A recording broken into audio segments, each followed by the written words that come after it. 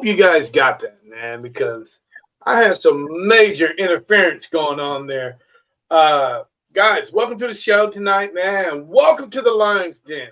This is Terry with NSPS TV Paranormal with my co-host Irene Tacoma from Tokyo, Japan. How you doing today, man?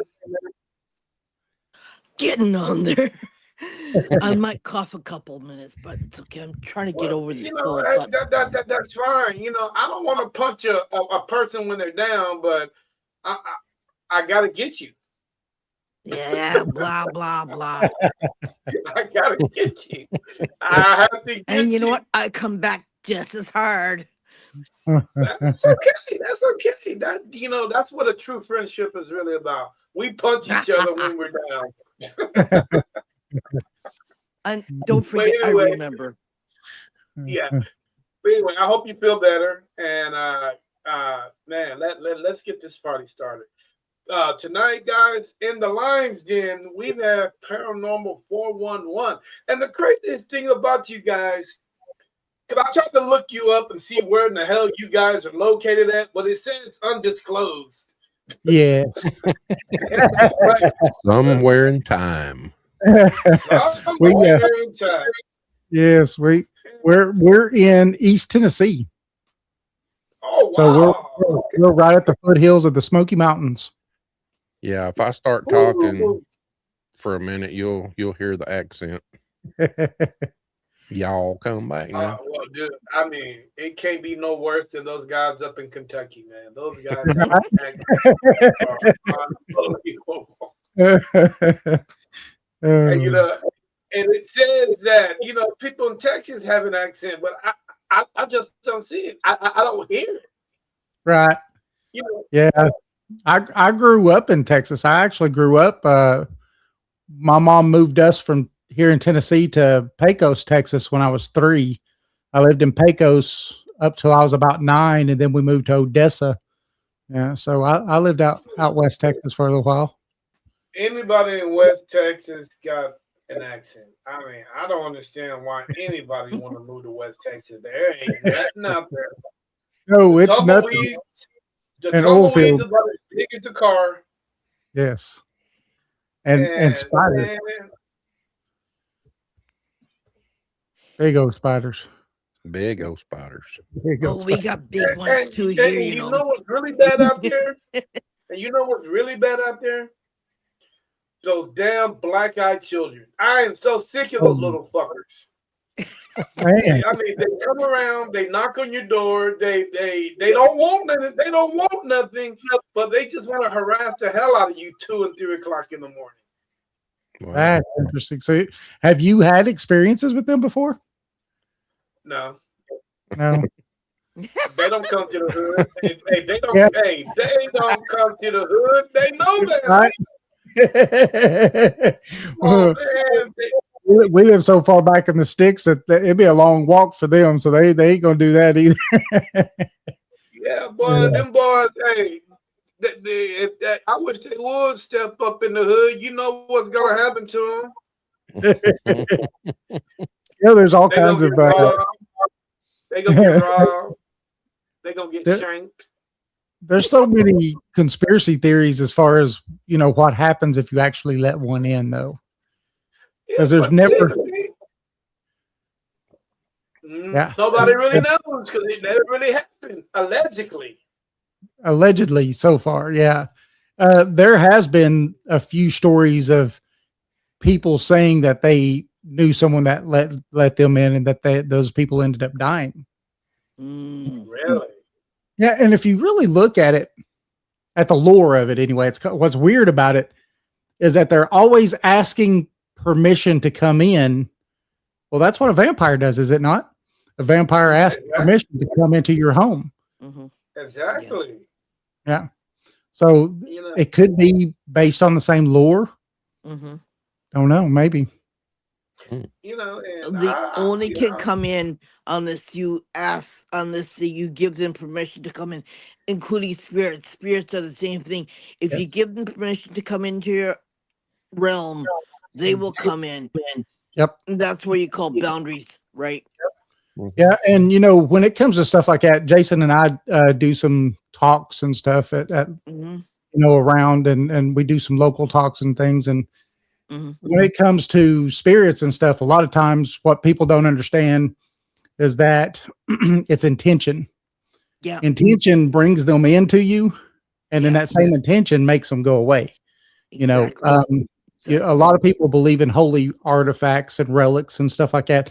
It's not necessarily the artifact, that the cross or whatever it is you have in your hand. It's that intention that you have behind that object that does what it needs to do. Yeah. I'll tell you what, if I ever had a sexy ghost come in my house, she's in for a long night. That's called what's that called? A succubus? Succubus, yep. Yeah, Succubus. that's what they're called. Succubus. Lord, Because help us through this conversation tonight, because it's going to be a long. I'm the same way, bud. Because you know what? I'm going to do some sucking, and she's going to do some bussing.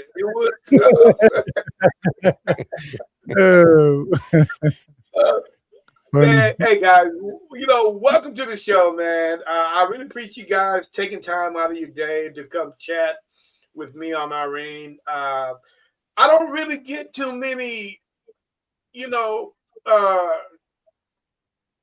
that are in the cryptids.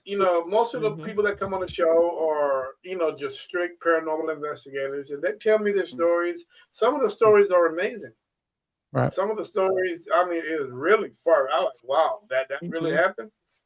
And there are some out there that I think that are pulling my leg, but you just gotta go with it. Yep.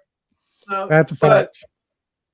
I'm glad I got you guys on the show, because you guys sees the full picture. You guys sees the entire bubble, which is, is completely around. So feel free to sit back. If you got a Diet Coke, feel free to pull out the Diet Coke. Or if you got a bottle of Jack Daniels, feel free to pull it out. I mean, because you're in the lion's den, man, and everything is open. I got a twisted tea. Uh-oh. I just got finished with my Jack and Coke, so that was gone. So I've got me a water for the show. Oh, come on. You can't be finished with the Jack and Coke, man. The podcast just started. Right. Yeah. There you go. Now you know what I have to put up with, right? Guys, quick shout out to everybody. All you guys that are on the different platforms that we're on tonight. There's 8 of them. All you guys on Quick, Rumble, Instagram, X, YouTube, Facebook. Welcome to the show, guys. Let's, show these guys big, round of applause. Let's say hello to these guys, and let's show these guys some unity. Let's show these guys some love, and with that being said, I'm going to turn it over to you guys and let you guys introduce yourselves. You want to start, Jason? Yeah, I can. Well, I'm Jason, part of the team here. Me and David, we used to work together, before 2012. So when we got together, when this all started, Paranormal 411, well, actually it was a different name then, but we had to change it due to COVID. We were Project Dark Corona. But when Corona hit, we had to change the name because it just wasn't right. Oh dear. So I pretty much was a skeptic when it came to this, until David one day at work said, "I want you to come over the house. I think my house is haunted." Well, he said he knew his house was haunted, and let's investigate it. So I go over. We start our little investigation. Just used a cell phone then with the apps on it. We were recording EVPs and doing EMF, and David thought he had knew he had a little girl spirit in the house. So I sat down in his recliner And before that, he had some experience with her too. He'll tell you about that. But I sat down in the recliner, and every time I'd go across my knee with that EMF, it would just top out, go crazy. Red lights, everything. I'd take it away and it would stop. I'd put it back down there and it would do it again. And we were recording EVPs too. And I asked a question. I said, "Are you sitting on my lap?" Went on a little bit. Well, after David told it to stop, quit doing the, whatever it was doing, and we went back to my knee and it quit doing it. So we went outside and started listening to the EVPs. And when I said, "Are you sitting on my lap?" you hear this small child whisper. I mean, it said yes. And that kind of got all over me. I told David, I said, "I got to go, David." Like, what the? Oh, I got to go. I got to get out of here. I didn't come back for 2 weeks because of that. And that's what really turned me on to it. I finally came to my senses after the big rush and said, "Let's do this." So that's how I got started in it. Okay. Yeah. Mr. David, talk to me. So mine started when I was 3. Mine's been my whole life, all the way up to this point. I was 3 and I started seeing spirits. I could still see spirits. And but what was so scary is at the age of 3, I would wake up and there'd be people just standing in my room that I didn't know who they were. And so I'd jump up, run out of my bedroom, screaming and hollering, telling my mom those people in my bedroom. Of course, no one else would be able to see these people, but myself. And that persisted all the way till I was like 5 years old. Me jumping up almost every morning, screaming, running around the house. And not long after I was 5 years old, I remember just running around the house screaming one night. And then I just stopped. And I don't know what made me stop, but I just stopped and I turned around and looked at them and was like, "I'm not afraid of you no more." And I went to bed. And they stopped waking me up. So, but I still see them. And so when Jason was saying that I had seen the little girl, I had literally seen the little girl, especially one Easter night. It was like 9:00 at night. I see something, the way my chair sat, and then my TV, it was in my living room. There was a hallway that went down, and I saw movement come out of that hallway. So I kind of turned and looked, and there's this looked like 9-year-old girl in a big Easter dress, big green, pretty Easter dress. And she just kind of turned and looked at me, and I looked at her. I started watching TV, and then I turned back, and I was like, "Oh, she's gone." But I knew that it was her. It was pretty amazing. Okay. Does that, Irene, do you see anything? I'm talking to her right now. Uh-oh. She's getting a download. Oh. Accident? She died of an accident or something. Kind of interesting. Hold on. Yeah, the house was a really old house. It was built in 1920. Yeah. Do you have staircases in your house? This one I currently live in, I do, yes. That one, it was just a 1-story. It was a big old estate. It was big old house.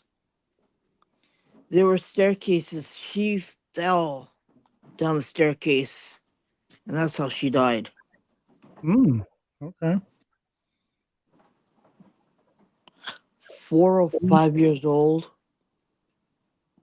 ish. Melanie.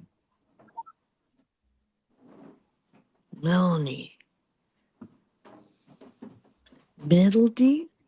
Melody. Which one is it? Oh, come on.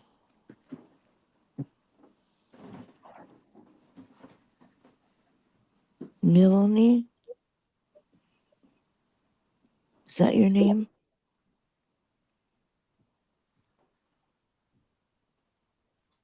Okay.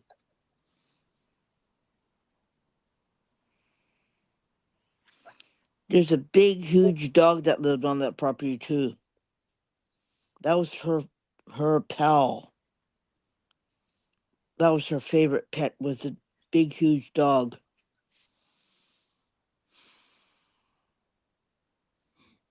Her Interesting. dog lived till he died a long time ago, but she died.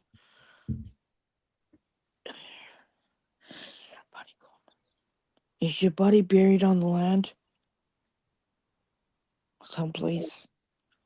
Or is it in a cemetery?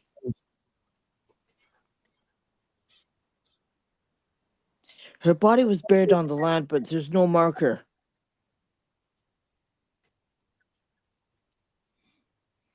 So she's attached to the land. Not much as the house, but more to the land.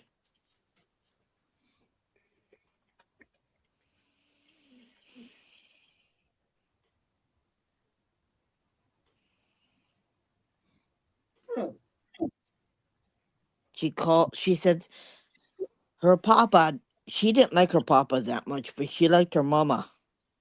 That's what I didn't like my papa, but I like my mama. She's singing that kind of voice. Yeah, I don't use papa anymore. Hmm? The word papa, that's an oldie. Hell, my kids don't even call me that. Yeah, that's what it's the way she's saying it. She goes, I like my mama, but I don't like my papa very much. Interesting. Yeah. Yeah, there could have been. I mean, you don't know much about the land before that house was built on it, so it could have been. Well, yeah, I mean, it was a big, farmhouse. huge. It was a big, huge house a long time ago. It was like one of those old homes. Mm-hmm. You know, with wooden, white wooden, on the outside. Mm-hmm. Not brick, but wood. They used wood a long time ago, right? Yep. Mhm. Shiplap and stuff like that. Yeah. Yeah, it was like a plantation, almost like house, right? Mm-hmm. It was like an old southern plantation house. That's what it was. We've It got a burnt to the couple. ground. It burnt to the ground. Okay. The property got split up and sold separately. That's what happened afterwards. So you just happened to get where she was. Gotcha. Yeah, there was an old cistern and everything in the backyard Yeah. of my house. Yeah. I think her body is, when they used to, they never had cemeteries, right? Sometimes some people used to bury their dead on the land Mhm. instead of taking their body to the cemetery. That's Yep. what they did with this child. Okay. Okay. Yeah. That's interesting. I get too deep when I do this. That's why I usually ask somebody to back me up, because once I fall in, I can't come out. Okay, I'm back. I got you. I got you. You know, guys, does any of that sound familiar to you guys? Well, I mean, the vernacular, papa, mama, or stuff like that. That's Southern. I mean, that's you would hear that here, especially in the olden days. You know, that would be something that would be said for sure. Mm-hmm. And the way she was dressed that night in that big green, pretty green, big old fluffy Easter dress, Mm-hmm. that's not something that you see anymore. You know, people getting that kind of dressed up in these big floofy Easter dresses and stuff. I mean, that's Did something. she have her hair in ponytails or Yeah. pigtails? Yeah. Okay, and it was long and kind of Yep. curly, Yep. kind of like a not a blonde, but more like a brownish blonde Brunette. hair. Yeah. Yep. Okay. Yep. That's her. Wow, Yep. that's interesting. I mean, because Yep. that's something you really don't see. That is a Southern style. Yeah. That's something you wear in the South. You don't see Yeah. that too much in the North. No. Actually, she would wear that kind of dress if they were well off too. So Yeah. Yeah, Yeah. exactly. You see, so they had money, right? And that's how they lived in this huge big house, right? mhm. But it's no longer there anymore because it did burn to the ground. And that's when the properties got sold off, got separated, and the properties are like like Yep. this, right? Yeah. Yeah. It's a Yeah. not really a subdivision, but it's part of the city now. So Yeah. Mm. Okay, guys. I mean, I don't mean to drag you guys down a rabbit hole, but I'm going to do it anyway. Oh, he does it all the time, okay? That's what we like. that's all Is right. this something that you guys are used to? Guys, we're not going to talk about too much about the paranormal. All right. We know a lot about that, but Yeah. the recent situation that's going on, I'm curious to see what you guys think about that. Okay. It's long lost general. Where in the hell is he? Who in the hell abducted him? Why did they abduct him? that's definitely a rabbit hole because he was head over some serious information. Our government can't even find him. People are looking for him left and right. So you would think that, okay, we'll play devil's advocate for a second, right? So knowing what he did up to the time that he retired or was no longer doing it, could another country have taken him to try to further what they're doing, right? Or could our government have silenced him because of the information that he did have, and they don't want him to come out? Because we don't know. I mean, George Knapp and stuff like that. They've done a lot of stuff on bringing people in to get them to start telling their stories and to try to break this code of silence and stuff. So, could they have been talking to him and the government's like, nope, you can't do this, and got rid of him? Because, there's other people who've come forward who's talked about people in the government telling them that they would end up dead. Mm. So, I mean, there's a triangle. There's a triangle. The general Yes. starts at top. Yep. The general at the top. But everybody is connected to each other. Not just the female physicist that was a part of this, but there's 3 more people that are missing also. Yep. And they all work together at one point in time. Mm-hmm. And I'm just trying to figure out, how can the United States military lose one of their own? How can a physicist get lost in the shuffle as well? Meaning these other people. Now, Right. from what I was told, as this physicist, this lady, she invented a new alloy that was totally heat resistant. Right. As much as you want, as much heat you can put on it, it's going to stay cold. Right. Now, Uh-oh. that there is that's something, Yep. because Well, I mean especially. NASA. Yep. Because I think NASA would take that and run with it. Oh yeah.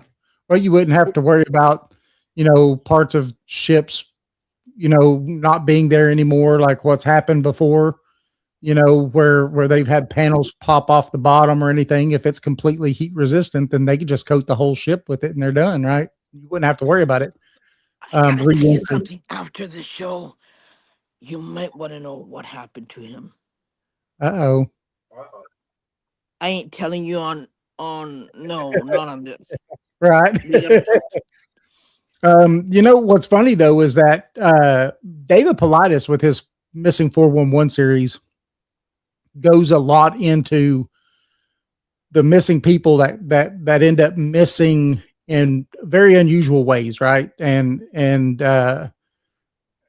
most of the time they're not recovered, but if they are, they're really recovered in very mysterious ways. Usually face down. Men are usually face down in water and stuff like that. Mhm. And he's finally came out and said, I think it's UFOs. And high on the list of these missing people are physicists and these type of people. And so now why aliens would want to abduct those people, I don't know, because I would think that they would have technology far more advanced than ours, but maybe it's to stop us. Maybe that person is about to get onto something that they don't want us to get yet. And so they snatch them, Mhm. Yeah. Interesting. Yeah. I got a good theory about that one too. That's it's pretty interesting because in my life of many years, probably older than you guys, I've never heard of a missing general. And it seems like to me that they're not willing to put a worldwide search on him. It seems like they know where he's at and they're content to know where he's at. And they're not going to worry about it because you don't hear the publicity like it is when the average bear is missing. Let's say, for example, you got somebody missing in the Appalachians. Man, you have everybody under the damn, everybody searching for this guy, but nobody is searching for this guy. They don't want to know. They don't want to search for him. They'd rather not let anybody know what happened to him. So, yeah, they just said no. That makes sense. Yeah.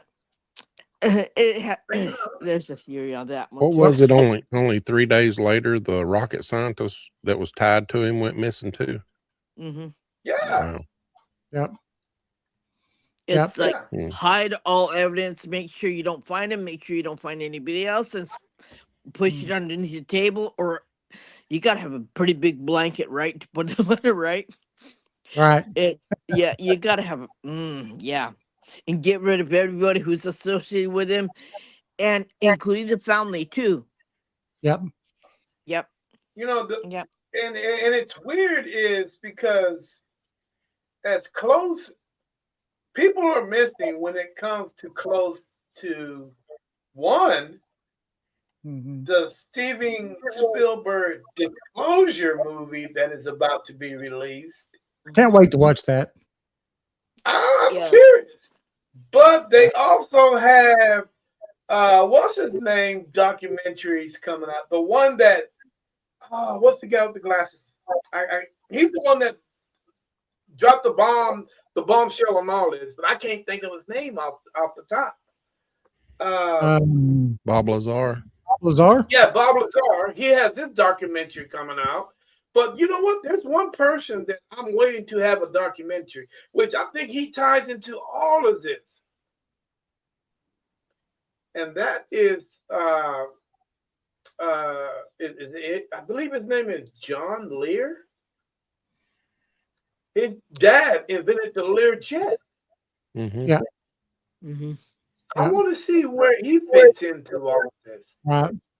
Well, I think a lot of things that Lear talked about and stuff like that, you also see with Dr. Stephen Greer, he talks about a lot of it back in the early 2000s or so. Stephen Greer was the one pushing for this stuff to come out, congressional oversights and committees and bringing in people and trying to get them in front of the Congress and stuff like that. And, he's also the same guy that come with your CE5, where you could call these things in. Yeah. And you know what's so crazy about it? And people, guys, Jason, David, people don't understand when these when these whistleblowers come to Congress and they tell their story, they have to understand that these senators and these congressmen already know. They already know because they are part of the equation. Yep, they're already read in. Yeah, Yeah. and they're part of a So, lot of those gifts too that they have. Yeah. It's a need to know so why basis, right? even so why even go on national TV or C-SPAN and to disclose this information? Which only thing they're gonna get, they're not gonna get anything. Right. You explaining to you explaining to people that already know the situation. Yep. Well, and the problem is that we've got so much that's locked up into these black books and black projects and stuff like that, billions and billions of dollars, trillions of dollars, probably really, and these actual vehicles that they've gotten, they've procured. These things are also locked up into places like Boeing and Skunk Works and all these places. And the great thing about that is that the government's hands are tied, because they don't have no FOIA can get over to these private organizations. So you could FOIA all you want to, and you're not going to get nothing. And so they do it on purpose. You don't have to FOIA anything, Jason. Yeah. What is the one thing that we always do? What is the one thing that we always do? It's a must. And it always leads back to the situation where it's at hand. Always follow the money. Yep. Yep.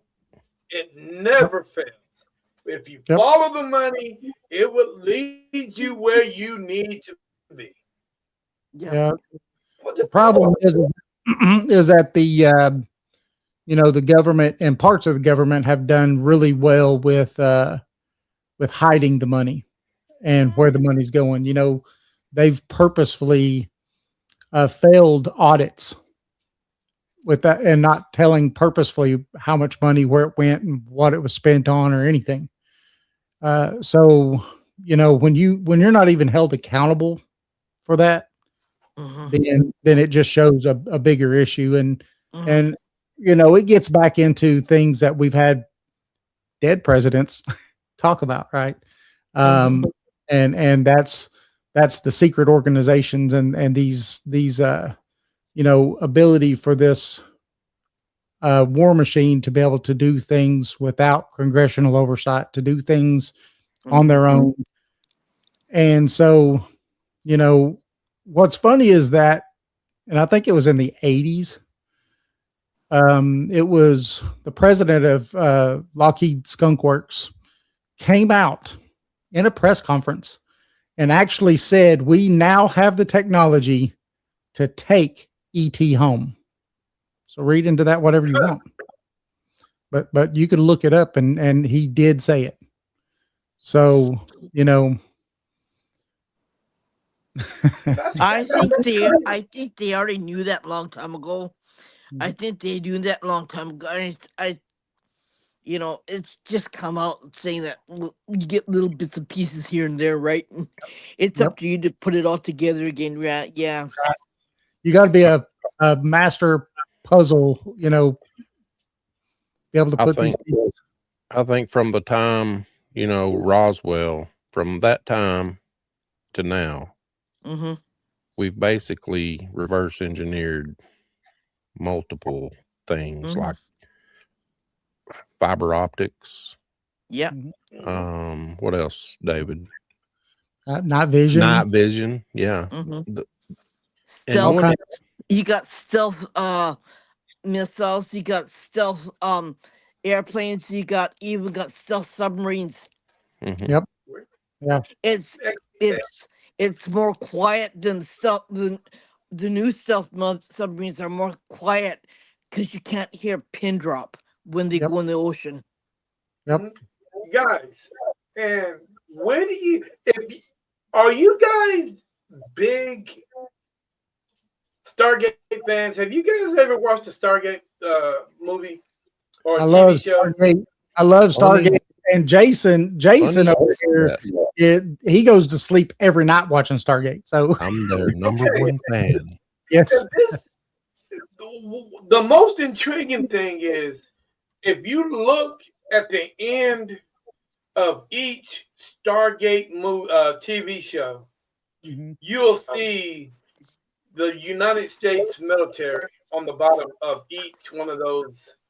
Why do you think that is? The film industry uses a lot of military liaisons when it comes to certain movies. And it's been done ever since Project Blue Book. Yeah. And so you wonder if it's them slowly leaking information in a slow, methodical way. So then that way, because they're afraid that the world's going to fall apart if people found out today that aliens exist, right? And I think that's based on bunk information, but I think it's just the wealthy that don't want to lose what they have over it.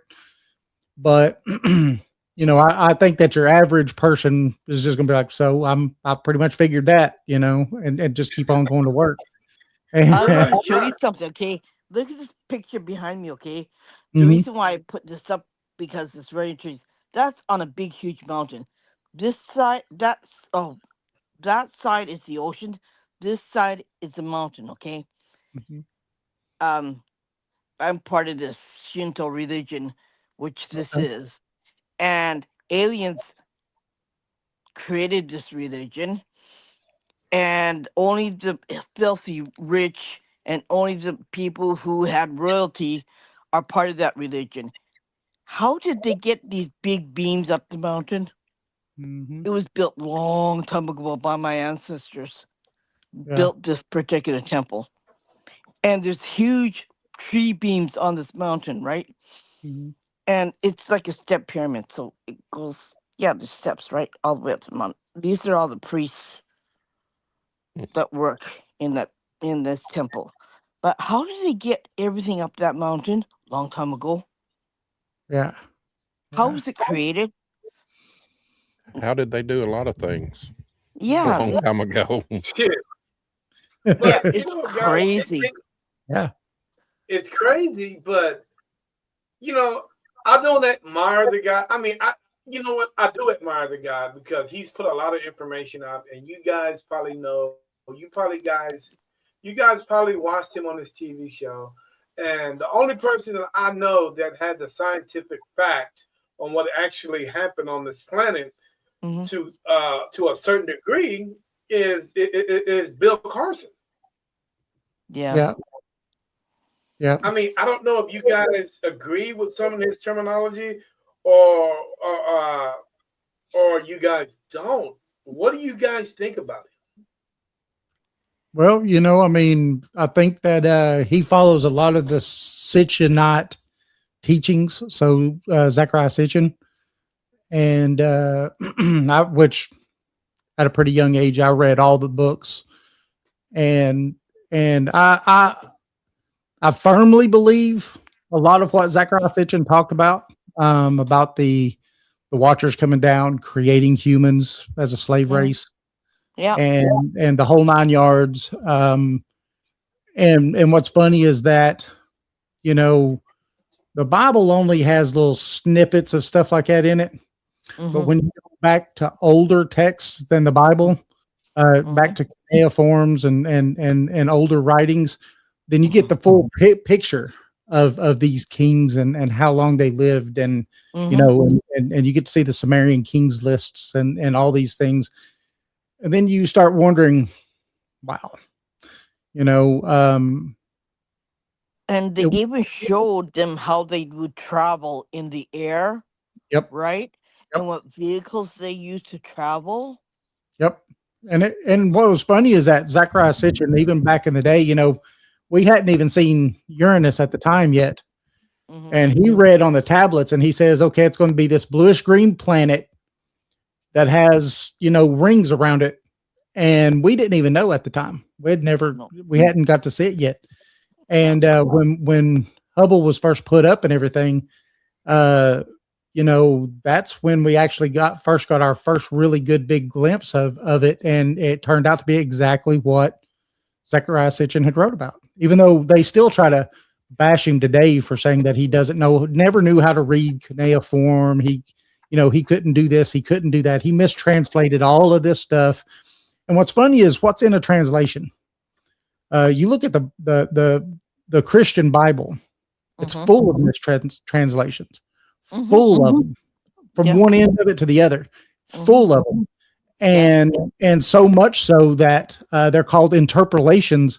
And a lot of people, when you see these bold lettering in the Bible, that's not to show power or anything behind it. No, that's saying that's an interpolation. And the Bible's full of it. And so when you're trying to get something that's that close to us, and we can't even really get get it right, but you're trying to say this guy is getting it all wrong. I think they're wrong. Why do you I think when it was translated to English, I think they screwed up right there when they tried to translate it into English, right? Yeah. Why They do even you got the think names that, wrong too. Yeah, oh yeah, definitely. Why do you think the average day person refused to believe in what? Are you ready to go down that rabbit hole?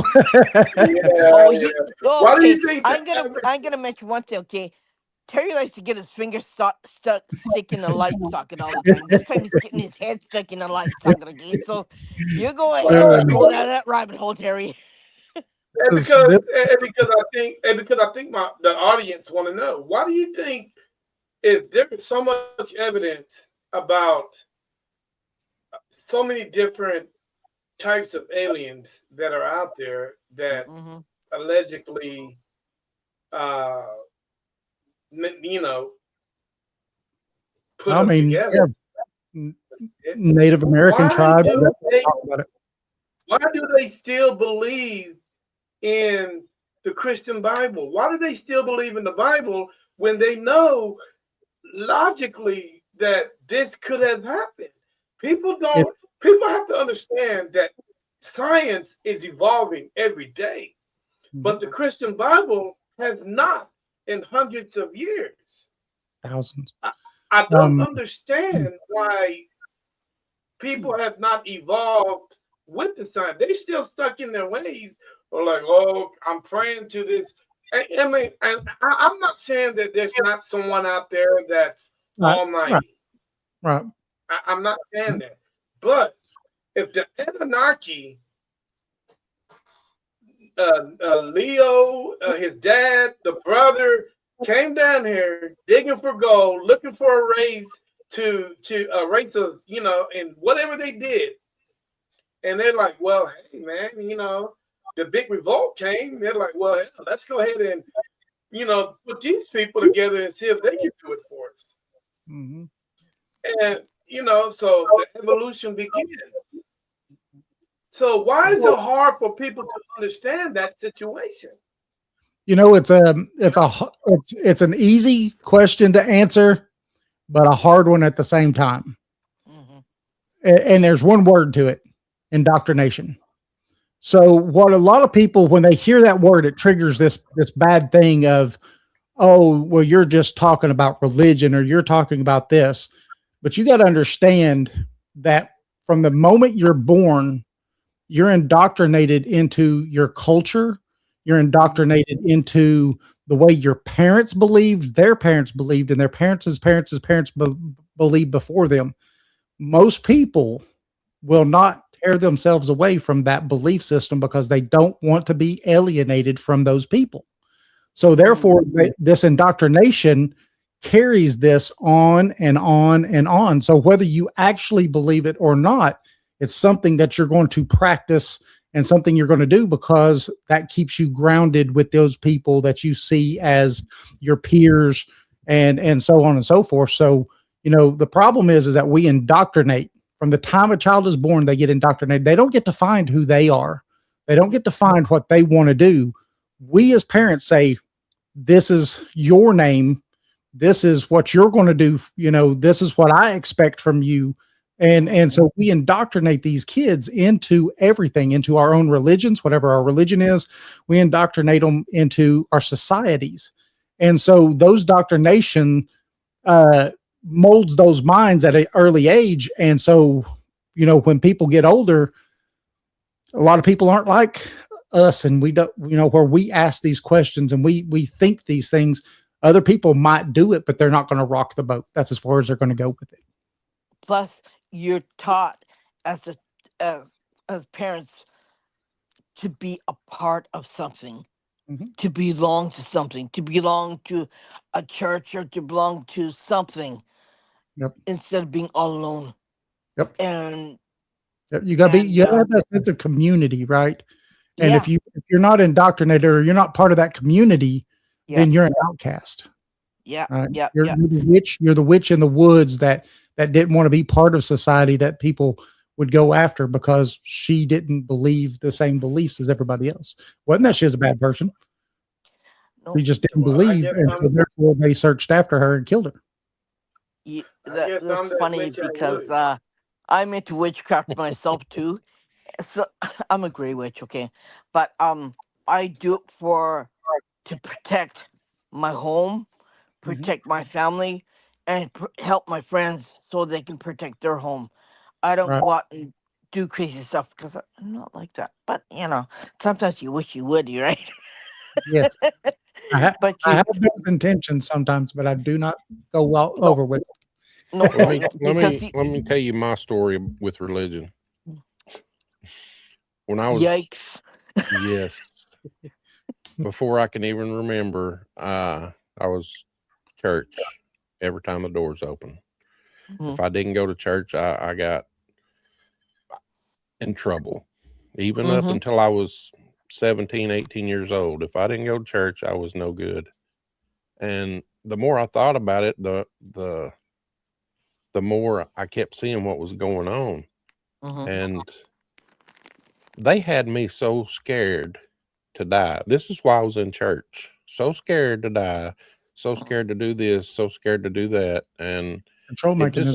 It's scary. Yeah. They make it scary. If you don't go to church, you're damned. If you don't go to church, you're going to go to hell, right? Right. Yeah. It's just terrible. I grew up similarly. We were in a church pretty much 7 days a week, and I went to a Christian private school, the whole 9 yards. I mean, I lived at church practically. I was there all the time. But, I started asking these crazy questions and started getting in trouble.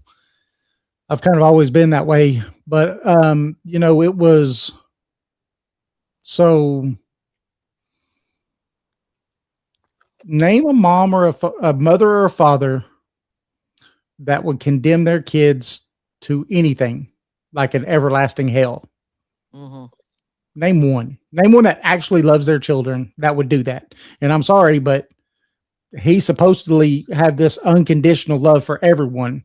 But yet, if you don't fall down and worship the very ground that he stands on, he's gonna. I'm sorry, I love you, but this is tough love. You're just gonna have to burn forever. And I could never wrap my mind around it as a kid, ever. And so I was like, I'm out because there's no explanation. As an adult, what you're doing now, that would be also sin too, right? Oh yeah, talking to spirits. Absolutely. No, we've been called devil worshipers and everything. Bible Belt, So I mean, it's bad. But how many things on this planet do people worship? I mean, they worship the Easter Bunny. They worship the Easter Bunny. They worship Santa Claus. There are so many things that we worship. Are all these people? See, that's why I like watching that TV show, American Gods. If you guys never watched that TV show, then I think you guys should watch. Yeah. I had a buddy of mine at work telling me about it the other day, saying that it was really good. You know, because you got good gods, you got old gods, you got new gods fighting each other. Over who? Over us. Right. Right. And see, You that's know, where you start wondering why. Why does um my worship to you matter so much? Yeah. Why can my sovereignty be my sovereignty and what I choose to do with my life be okay? Yeah. Because I choose to be sovereign, not Yeah. to worship anything. And and then yeah. if you're not a Christian, if you're not that, you're labeled as a pagan, right? Yep, right here. And then Pagan. why not? Why I am not? pagan. Like, what's so wrong about being a pagan, right? Well, And then you know, that was just a Where it label put started. on. That was just a label put on anything that was not Christianity. yeah, You and know, I'm a all pagan other, too. yeah, I'm a all pagan other too, religions. right? Yeah, Yeah. but I don't know. I'm You not know, if saying I we don't went, believe in anything, but I do think there is a one source out there in the universe somewhere that we're all connected to. But I'm not going to worship one thing. Yeah, I like the way that the Tao puts it. You know, the Tao has a very nice, simple way that they put it, and and it's like we're all God. Just Mhm. you know, we sometimes we choose to know we are, and sometimes we don't. But it's okay. It Yeah. doesn't matter. One way or another, it doesn't matter. If you go through this life not knowing you're a God, that's okay. And then if you Mhm. come to an awakening and you realize you're God, it's okay. Yeah, I like the Tao. we have don't we I have mean, almost the aren't we same worship? philosophy too. Like I mean, aren't we worshipped as men? Our children worship us. yeah, Yep. In our children's eyes, the fathers does no wrong. yeah, Right. We're idolized. yeah. You know what I'm saying? So I don't understand where all this is coming from. I mean, it's killing me slowly but surely. Yeah. It's there to control people, just It's a like I David control. said. mean, It's control. who? And the biggest question is, who has that much power to have control over so many? Is it the Catholic Mhm. Church? Well, you know, that's the thing though. So they call it the Dark Ages for a reason. You Mhm. know, after they rewrote, or actually, I won't say rewrote the Bible. Actually, they actually put the Bible together right at the Council of Nicaea in like 300 AD. Uh, After that, you know, is when they came up with our Bible that we have today. And then it wasn't long after that that we entered the Dark Ages. Yeah, And without the church's permission for anything, the church had more power than the kings had power. The kings yeah, come to the church to get things done, right? And yeah, so, you Mm. know, when we entered that dark age, we lost a lot. mhm, Um, you know, the Library of Alexandria is gone. All those writings, right? When the conquistadors came over here to the Americas, and they went down into Mexico and all that, and they burnt every one of those Mayan codices, mhm, hundreds, if not thousands, of years of Mayan writings telling everything. mhm, And now we have just a snippet of that because it was seen as being of the devil. mhm. But And you know, we've gone backwards in technology I and think everything. I think if we lost one, we gained another.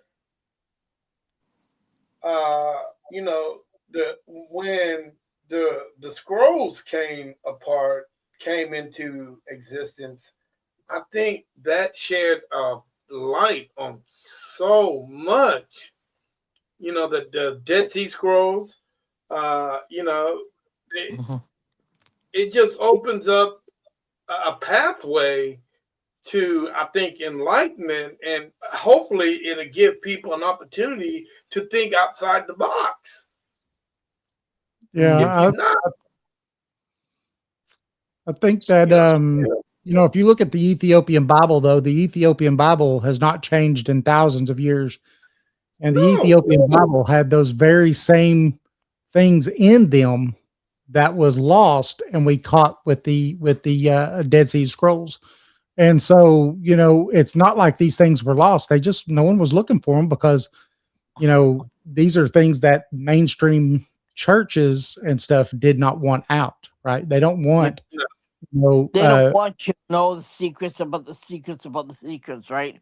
And to make you complicit, to make you listen, to make you fall in line with what I say is what I say. Do as I say, not say as I do.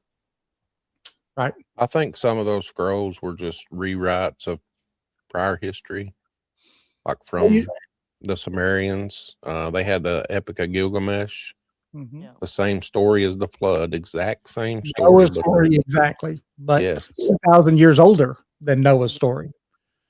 Yeah.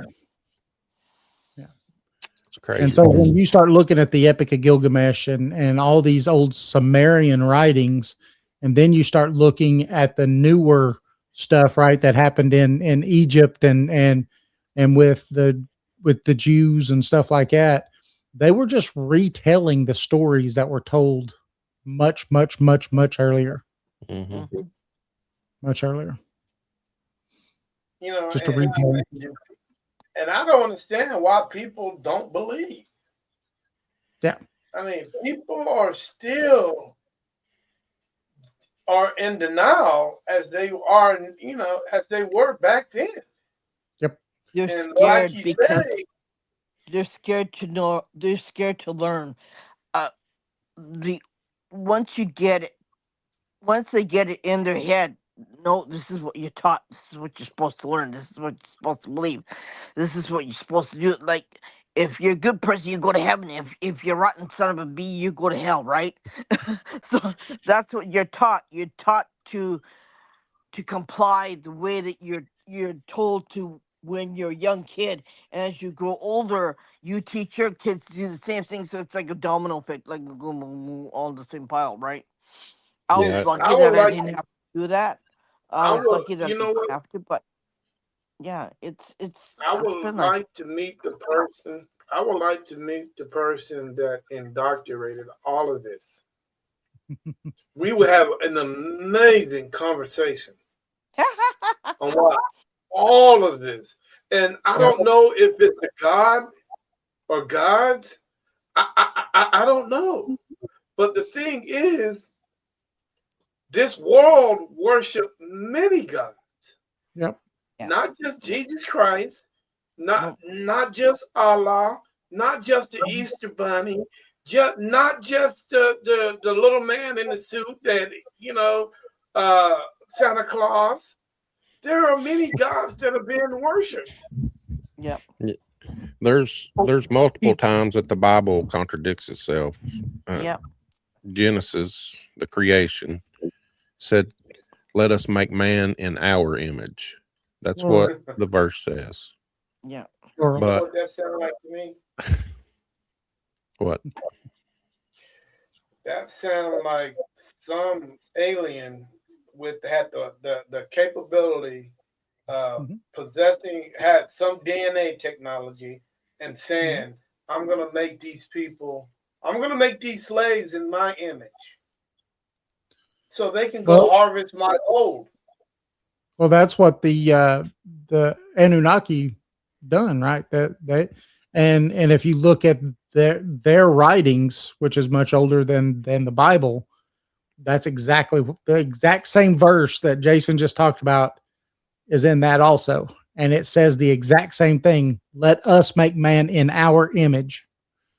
And so, you can see it. If you look for it, you can see these similarities from these ancient, things onto what we call ancient today, but these others are much more ancient. And the weirdest thing is, and I don't know if you guys be able to answer this question for me. Did they leave? I know there was a big war. Because Egypt wouldn't look the way that it is if there wasn't a war. Yeah, supposedly, after the flood, right? They tried to wipe man off the planet, but one of them, I think, was it Inky or Enlil? I forgot which one, but anyway, found favor in a human and told them to make an ark, and the whole same story that you get with Noah, and and then it all starts back over again with this person, and but there comes a time where they see that they have to leave. And so Nibiru is coming back around again to where they can make just a short jump to Nibiru, and they leave, but they say that they will be back when Nibiru comes back around. So, in the meantime, they gave man to charge over man, and it was supposed to be in certain lineages that men oversaw men because they were demigods or half gods or whatever. They were seen higher than other man, and so they gave them the power to rule over everybody else in their stead while they were gone. And that's why keeping people in line to make them listen to, like, I'm the bigger person, so I'm gonna make you do this, and you're gonna do that, and you're gonna listen to me, and you're gonna supposed to do this and this, and you're supposed to do that and that and that. And that's how they kept everyone in line, right? Yep. Well, and every king, even up to today, the king of England and everything, their family lineage goes back to one of these half human, half god people, and that's how they get their status. The king of Japan was saw as this god being. Yeah. Every one of these people were seen as gods on earth, and that's why they were to be worshipped. And also, you know what? That's why they created their own religion from aliens who came to Earth, told them to build a shrine like this one here, and you worship that god. And it's funny because not everyone is allowed to go into this and to be part of this. I am, because it's my lineage, okay? It's my bloodline. But if you're not part of that bloodline, you don't go there. And you know what? My next door neighbor doesn't go there. I go there, but my other next door neighbor doesn't go there. It's like you're separating the people as classes, right? Right. And that's another way of doing it. Yep. That's another way of control. Yep. Interesting. Do you guys ever think that disclosure will ever happen? Ooh, I think that, in 1960s, we had for one whole week objects buzzing the White House for a whole week. And Project Blue Book, done write-ups on it. But, everybody says, well, these little grain, until they park on the White House lawn and come out. Well, I mean, pretty close to it when you're buzzing the White House for a week at a time. What else do you want? I think that, and this is just, years of Star Trek and these other things, but I would think that a civilization that's much greater and has reached, at least a class 1, class 2 civilization where we're still at a 0, would have something in place to where they couldn't contaminate us. Yeah. And I don't mean by bugs or anything else. I mean by knowledge contaminate us. And so, I think that, and you may have nefarious ones that they do, right? They're in cahoots with the governments of the world just to keep the fighting going, right? I don't know, but you would think that these higher beings would have something in place to where they're like, okay, we can talk to you. Jason and I for years have had a a thought, right? And we've talked about writing a book on it, but we haven't yet. And it was called the future seeding the past. And in this thought experiment of the future seeding the past, it could be us, it could be other civilizations, alien civilizations, or whatever it is. But if you've ever heard people talking about alien technologies, it would be like us throwing a cell phone back into the 1800s, right? People wouldn't know what it was, how it works, how to do anything with it. Yeah. So in the future seeding the past, what you would want to do is slowly build people up to where they could understand the technology. So you would seed things, right? A spaceship that they could figure out the metallurgy on it or something. And then you would start seeding more technology to where you could raise these people up, but not just all at once. And if that's a fact, which it almost seems like it could be, just for the fact that you see how we went from horse and buggy to where we are today in just, the blink of an eye, when 4, 5, 6, 7,000 years, we was hitting stones together. I mean, we went from nothing to where we are today in a blink of an eye. And it's not usually, it usually does not take that, it usually takes a long time to do this. So it's almost like something is feeding us this technology, just bite sizes at a time, and just enough to where we can understand it. And once it sees that we could kind of start understanding it, then it feeds us just a little bit more, and then just a little bit more, just a little bit more. And so it's trying to raise us from here, maybe to a higher level, to where they can actually say, hey, okay, now we're going to come down and show you who we are. That's our thoughts on this for years now. Do you think other Jason, countries your question, are tapping on the alien technology more than other countries? Man, I don't know. I think that we definitely show it, right, in our Air Force and in our military capabilities. We definitely show that we seem to have some kind of an upper hand, but we definitely don't always know what everybody else is holding until they show it. We're in cahoots with the aliens. I'll give you a little hint on that one, because I know the answer to that one. I just wanted to know if you knew the answer. We've got a lot of alien technology on this side of the world, okay? My country has a lot of alien technology. They just don't want to tell you anybody because it's only national, not international. Right. Medical wise, military wise, everything has come down to alien technology in this country, right? There's a lot of visitation from outer space in this country. And it happens all the time here. Even I saw something in the sky too that wasn't normal. It was really weird, but yeah. I mean, I was talking to my friend, and I was looking outside. There was a huge.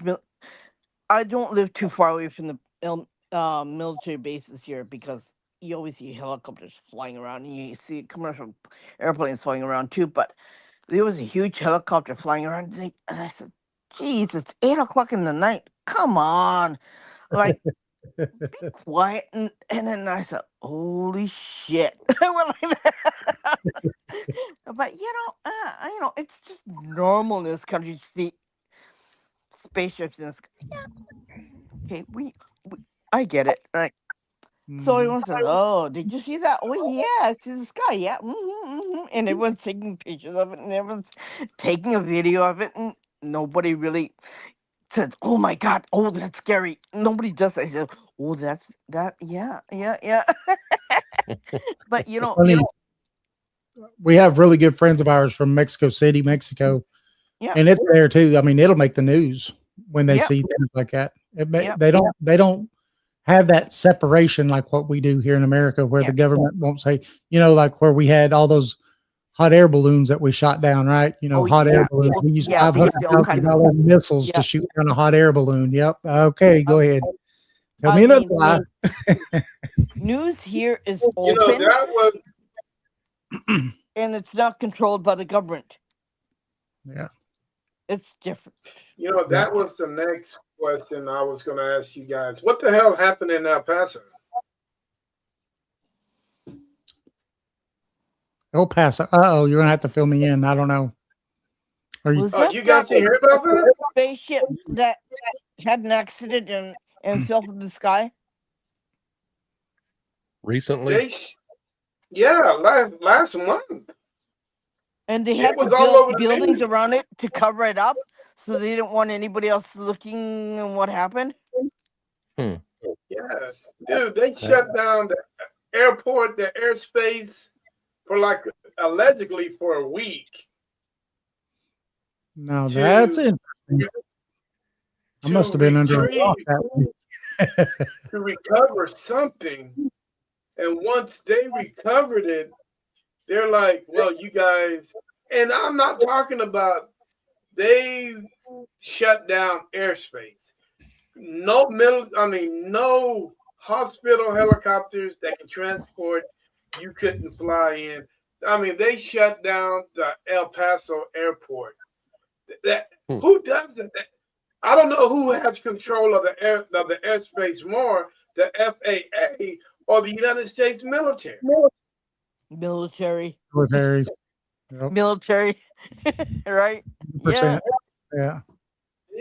Yeah, they shut that down till they went and scooped up whatever they wanted to scoop up, and they apparently they blamed it on drones from the cartels. Yes. Yeah. And I'm like, They got damn, to blame dude, somebody. They got to blame it on somebody, right? Yeah. So. Yeah. Yeah. what purpose would the cartels have to? Why would they even deal with drones? I mean, Because they had to make a what the hell are story. they gonna do? Launder money? They're gonna launder money with drones? They're gonna ship drugs with drones? There's other means that you can do that. But shut down and hold entire cities commercial airspace? No, that's Something's weird. wrong. yeah. Because that's somebody weird. was snorting too much drugs. That's why they made that. Well, I mean, they've been known to dig the tunnels, but I would think that the only use they would have for a drone is if they were going to coyote people across across the fence there, and they was just looking to see if there was no, border patrol or something in the area. But other than that, I wouldn't see why you'd do anything else with it, because I mean, it's going to be seen. The radar's going to see it. I don't see any logic of any reason why any They- cartel will use drones for anything of that, for any reason.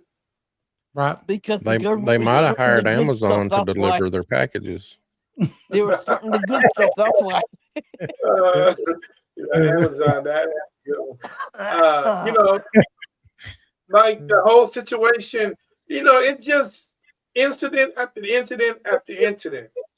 If we're not talking about what happened in Miami when the aliens teleported it into the mall to actually go shopping, we're talking about a downed aircraft in Las Vegas in somebody's backyard.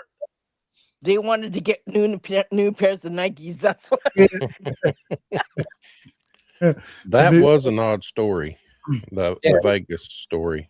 The Vegas story was odd, and the footage that the people had shot was pretty amazing. Yeah. On that. And the same with the mall in Miami. That was interesting. If you could get past all the AI that they had made, the Miami Mall. I mean, it was interesting. The thing is, though, is that what's weird about it to me, and Jason and I talk about it a lot on our show, but we think a lot of this stuff has to do with, well, I guess it could be multiple things, but we usually chalk it up to a couple of things. Interdimensional. Oh yeah. Things coming over through interdimensionally. because we know there's at least 10, and if there's 10, then there's more than likely an infinite number of other dimensions. And so I honestly believe that it's either these things are coming in interdimensionally. Mhm. And we have a lot of cases where things happen to people that would almost, say that it's very possible. And maybe it's not an interdimensional, maybe it's a wormhole of some sort. Or some kind of portal or their own Stargate, right? Yep, because you have people who there's tons and tons of stories of people that are driving somewhere, right? They're going on vacation somewhere or something, and they go into this little town. They stop at this inn. It's really cheap, but it's like set way back. It looks like the olden days in there, and they're like they pay for it and stuff like that, and they get a really good breakfast in the morning, and they just can't believe how cheap this place is. So they go on, to where they were going, and on their way back, they're like, "Hey, let's stop at this little place again. It was cheap, it was nice, and come to find out that place hadn't been there for 50 years. Yeah. It doesn't even exist anymore. And there are tons of these Time slip. tons of these stories of time slips. What do you think of those airplanes? There was one airplane that a commercial airplane that just landed in the airport, and it was missing for such a long time, and it just finally landed. And it was really weird because that type of airplane no longer exists, and the people came off the airplane, and that was somewhere in the States. I don't remember, but I thought it was really. I think they left the planet. They went someplace else, and they came back. Right.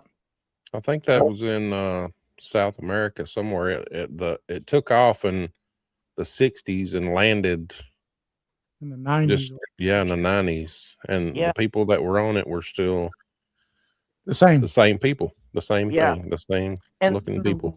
the clothes that they wore were outdated. For what you guys described, don't that sound familiar?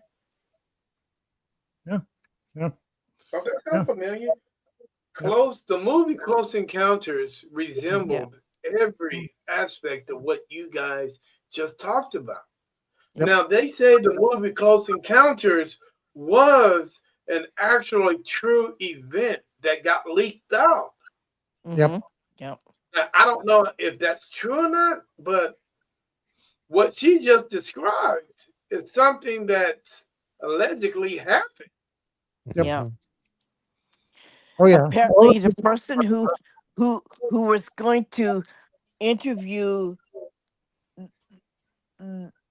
Spielberg had something to do with it, but there's a person that was involved with making that movie was talking about what happened to these people, and the guy chickened out and he said, "No, I can't talk to you anymore." And so they made the movie with just the notes that they had about this, and that's what happened. Apparently, that's what happened. Well, and that movie also had a military liaison that was on that film also. Yep. So, Yep. Every time we turn around, dude, there's always one. Right. Yeah. Always one. Well, look at Gene Roddenberry. Gene Roddenberry was the producer of Star Trek, right? And he was really interested in going out of space, and that was one of his pet peeves. What did he know? What did he bring to the grave for himself that he didn't reveal to anybody else, right? Right. Well, I know that he, to come up with the technology that was on, the show, right? So the warp engine drives and all these things like that, he actually got with real physicists and said, how can we go faster than the speed of light? Because Einstein says if you have mass, right? So nothing with mass can go faster than the speed of light. And so, a pencil can't go the speed of light because it has mass. How did they beam up people, right? Right. Yeah. So he got real world knowledge on okay, if you're going to go, then you're going to need to create a warp bubble around the ship. That's why they call it warp drive. And when you do that, you separate yourself from space time. So you're no longer in space time. So therefore you can go faster than the speed of light. Yeah. So it's kind of like squeezing through the toothpaste. It's all science. Yeah. Also, It's funny. It's funny. Jason, Yeah. Jason, let me ask you a question, man. You've been the quiet one, and I kind of want to. He wants to Rub pick on on your you. feathers David here a likes little to bit. talk. I mean, He wants to why pick on not? ya. Why let David talk? Go ahead, Jason. Go. Oh no! I gotta pick on you. I want to pick on Okay. See, you. I told you he's gonna pick on ya. I'm gonna pick on you. How many, starting from Eisenhower? Tell me your top 10 presidents that you think that were in the know and those that wasn't in the know. Top 10? That's a lot. Yep. I don't know if there's 10. Huh? I don't know if there's 10. Yeah. Anyway, Eisenhower, let's see. Definitely Eisenhower was in the know. Yeah, So we know that from supposedly meeting with the aliens and all that stuff. Yep. Eisenhower, Kennedy, I do believe, knew a lot. that's why he got assassinated. I think that's Yeah. why he got assassinated. I think it's one of many. Yeah. He told the 3-letter agency that he was going to shut them down too. Which So I think- which 3-letter agency? One that CIA. yeah, the CIA. He Yep. told them that he was going to close the doors on them. He didn't trust them. Yeah, I think Michelle, she says Reagan. I do think that he knew because in some of his speeches, he even talks about it. Well, and Reagan, besides him having his speeches, he also was a big proponent for Star Wars program. Yeah. Yeah. Star Wars I think did you work. I think you was the one that It did introduced work. it. It did work because one of my mother's friends was an engineer who worked for Panasonic, and he had a laser gun in the car, and he told his wife, "You sit there," and that baby was his thing, and he talked about Star Wars does work. Mm-hmm. Well, if you look at this little war that we're in right now, right? We're actually using space lasers to shoot down some of these incoming missiles. Yeah. And so Star Wars has been around. I knew a guy when I lived in California a long time ago, when I was a much younger guy, and he was part of NASA before it was called NASA. And he worked on the radio telescope, and he mapped the moon, for them to be able to land. And he told me all about it. I was a young guy, and at the time I really didn't care. I wish he was still around for me to pick his brain today, but he had a Q clearance, and he talked to me about the aliens. He talked to me. He says, "Look, they say that we didn't put any weapons in space, but we did." He says Reagan put weapons in space. He goes, "Yeah, it happened." It's funny. You think of the satellites that are floating around the air, right? What do they know about us? What are they watching? Who are they watching? Why are they watching? Yep. They know it all. Every conversation they've ever had. Yeah. And you know what? We've got a whole bunch of satellites here, floating in the sky. Every year they always launch a new satellite from here, and they go, Oh God, here we go again. And you know what? And Japan wanted to go to space, right? But NASA said no, you can't. No, no, no, no, no, no. But imagine what they do if they went to space. Holy cow! I think they I, knew. I think they've been watching since we dropped the first atomic bomb. Oh yeah. Once we discovered the atom, Mhm. that changed the playing field. Yeah. Uh, Once that happened, they took a little bit more interest because, like you say, David, we was the nothing planet until that happened. Hmm. Once Yeah, we and discovered the atom, it changed the ballgame. well, and if you listen to people like Dr. Mitchell Kaku and some of these theoretical physicists and stuff, you know, we're studying string theory, and this is the latest and greatest as far as all of that stuff goes, the theoretical physics. And he says that we just stumbled on it, like Hmm. someone that can't see at nighttime and trips over a chair. We stumbled on it. This is the reason we haven't fully grasped it is because this is something that is above where we are today. Hmm. And until we get to a place where we can understand it, we're just not going to understand it. I think some of us do understand. Exactly. I think not all of us have are given the the knowledge to understand it. I think only certain people are given the knowledge to understand, and the rest of them, well, you're not ready, right?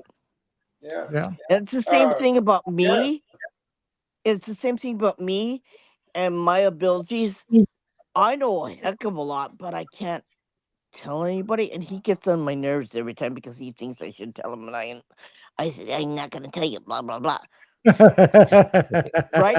So, anyways, yeah, that's when we get into big scuffle about that. But you see, I think certain people are given the knowledge to understand, and the rest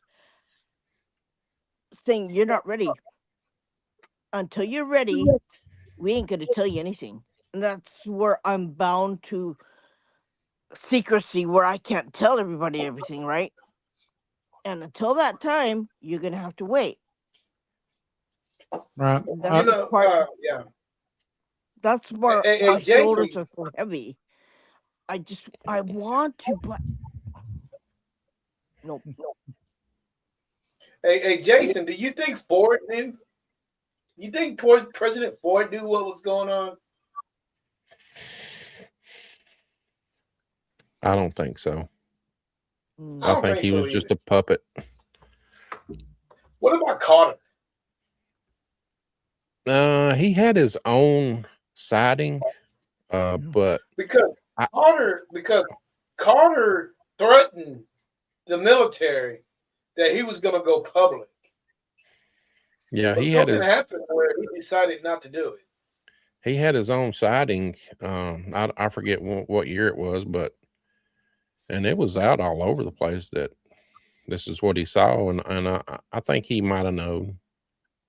I definitely know the Bushes knew, Hmm. Which one? both of them. If Both the of them? daddy knew, Daddy the son knew. and the son, right? Right. Is that the reason? I think that's the reason why the Stephenville lights occurred. Because I really, this is just conspiracy theories, but this is what I think really happened that night. I think that the aliens, because the Bush Ranch is just south of Stephenville, Hmm. and the way the UFO was headed to, they said it was heading to the Bush Ranch. Hmm. But all of a sudden, those three uh, uh, planes that flew past Stephenville, everybody caught. Well, first they saw the UFO, then they saw the jets that came out of Dallas to shoot them down, but it never happened. And to this day, Mm. I still think that that UFO was going to the Bush Ranch for some particular reason. Yep. I I don't also know. think the Clintons knew too. The Clintons are so dirty; they probably knew everything. What do you think about Obama? Do you think he knew? I think a certain extent he did. I'm not. I don't. I don't think he knew everything. It's But I a think, need to know basis, right? yeah, I think he knew something was wrong or something was out there. But I don't think he was ever told what it was. Okay. Interesting. That's What about the interesting. jackass we got now? You think he know? I do. I think he knows. Why would they? Why would they? Why would they tell somebody who was imbalanced like him? Well, with all the things coming out, all the disclosure coming out, somebody, probably multiple people, have talked with him about this, and he probably knows more than we think he does. I just think. What do you think, David? Yep. Well, I mean, he said it himself, right? He said that Obama said some stuff on a podcast, and then later retracted what he said, right? And then it got to Trump, and Trump's like, he just divulged classified information. He shouldn't have done that. He says, well, I'm going to help him out, and maybe we'll make him have to divulge the information. And I mean, the government just opened up a website. They haven't started putting things on it yet, but there's a website that's out there, so it's probably going to be coming, whatever it is, right? I don't know, but do you think people already knew that? And I think that it's crazy to think that the average person, really cares, right? Most average people are just like 9 to 5, home, do whatever, sleep, 9 to 5, home, do whatever, sleep. And they're just in this survival mode and blinders on, and what goes on around them, they don't care too much, to be honest with you. I don't think they're living in their own little bubble, right? Huh? They're living in their own little bubble. Yeah. Yeah. And so, with all of that, that's why things get shoved in the corner, because we, the people, see, we back in the days when we used to do a bunch of conspiracy theory shows, we had a few conspiracy theory shows, and one of them that we done on multiple occasions was called "We the People." Right, it's the first letters on a major document that we have. Yep. And most people don't understand that we the people are the checks and balance on the system. We the people have stopped checking and balancing. Yeah. We've picked sides, and we've been played as fools to pick sides and not band together and tell them to stop with this foolishness and let's get back to business. Yeah. But see, they allow us to pick sides. They allow us to get divided between, ethnicities, and between how much money you make and how much money I make, and all these social classes, and they do all these things. You're Catholic and I'm Protestant, and I mean, they divide us between all these different ways, so then one person doesn't like another person because of X. And they do it to control. It's a control mechanism. It's the same thing that religions are. It is a control mechanism. You've got two major control mechanisms on everybody's life every day. One is your religion.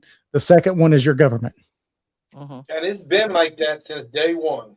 Yes, sir. It's been like that forever. Forever. Yes. Ever since the Anunnaki left. Yep. What's going on up in Utah?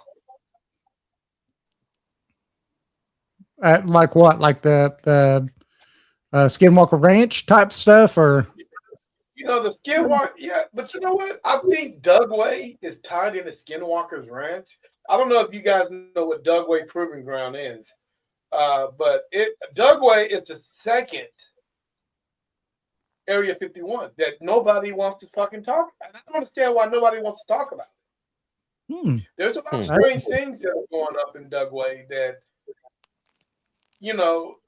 I guess they trying to reflect from it, but Dugway is there for a reason, and it covers literally half of the damn state. The United States government owns half of Utah. Isn't it funny how they're able to just claim this land and do stuff on it that's beyond the scope of, right? Where are And they that's getting? I mean, I understand it costs, $10 billion to own a gavel and $30 billion to own a damn toilet seat. But come on, guys. I mean, at what point are we going to hold these guys accountable and just say no? Another thing, where are all the tribal people that own this land? Utah is one of the largest reservations for Native Americans I've ever seen. And the Native American and the tribal people up there are just, I don't know if they giving this money or the tribal people or just saying, hey, we'll give you this land for a large amount of money, because we're not using it, so hey, let's go ahead and negotiate. And to me, I don't think that's right. unfortunately, get a the lot money of too? times, Where unfortunately, did they get the money to buy that too? Like, well, where'd they get funding, right? we're taxed on everything we buy, and then we get taxed again for owning it. So, and you've got millions of people in this country paying all those taxes all the time. Yeah, they got money. But my problem is with the Native American side of this is that most of the time they don't get asked. They get voluntold, right? They get told that you're going to do this.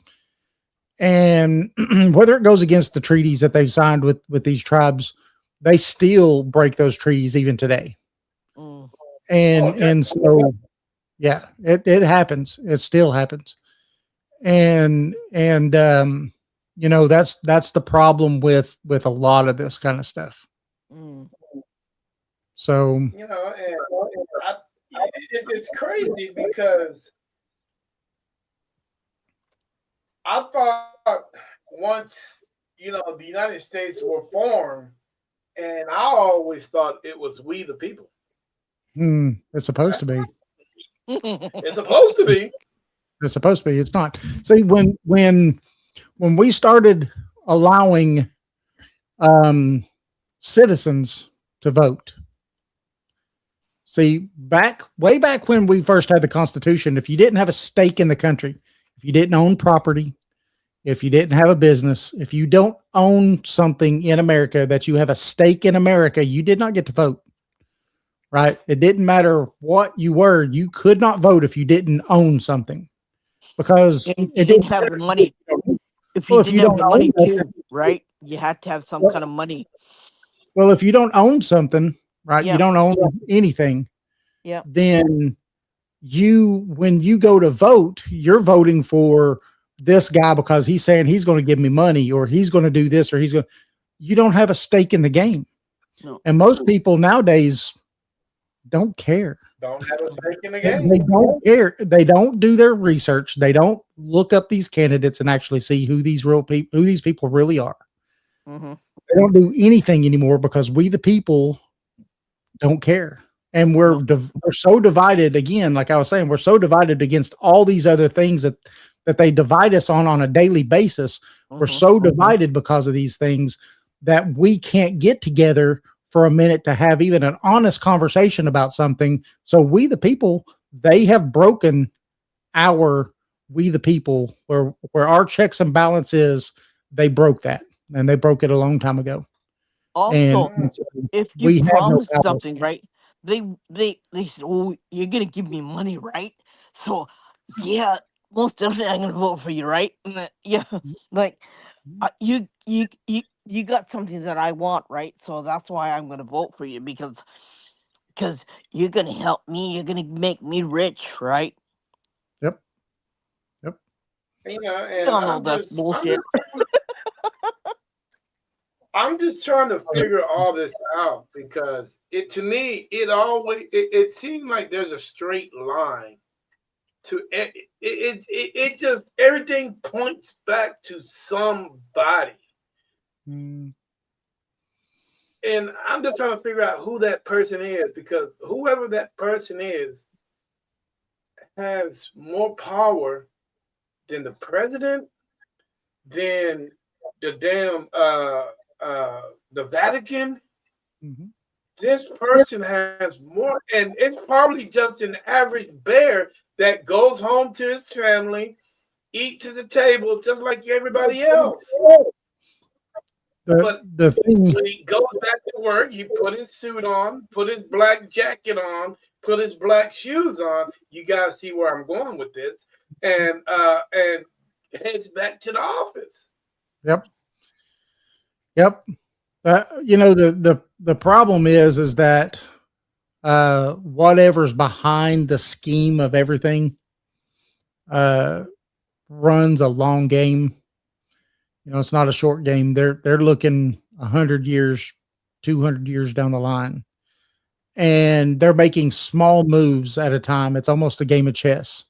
Mm. And in order to play, you've got to see 5 moves ahead, 6 moves ahead. You got to understand how the pieces can move and where you could get to, right? You got to understand the space and time that you're in.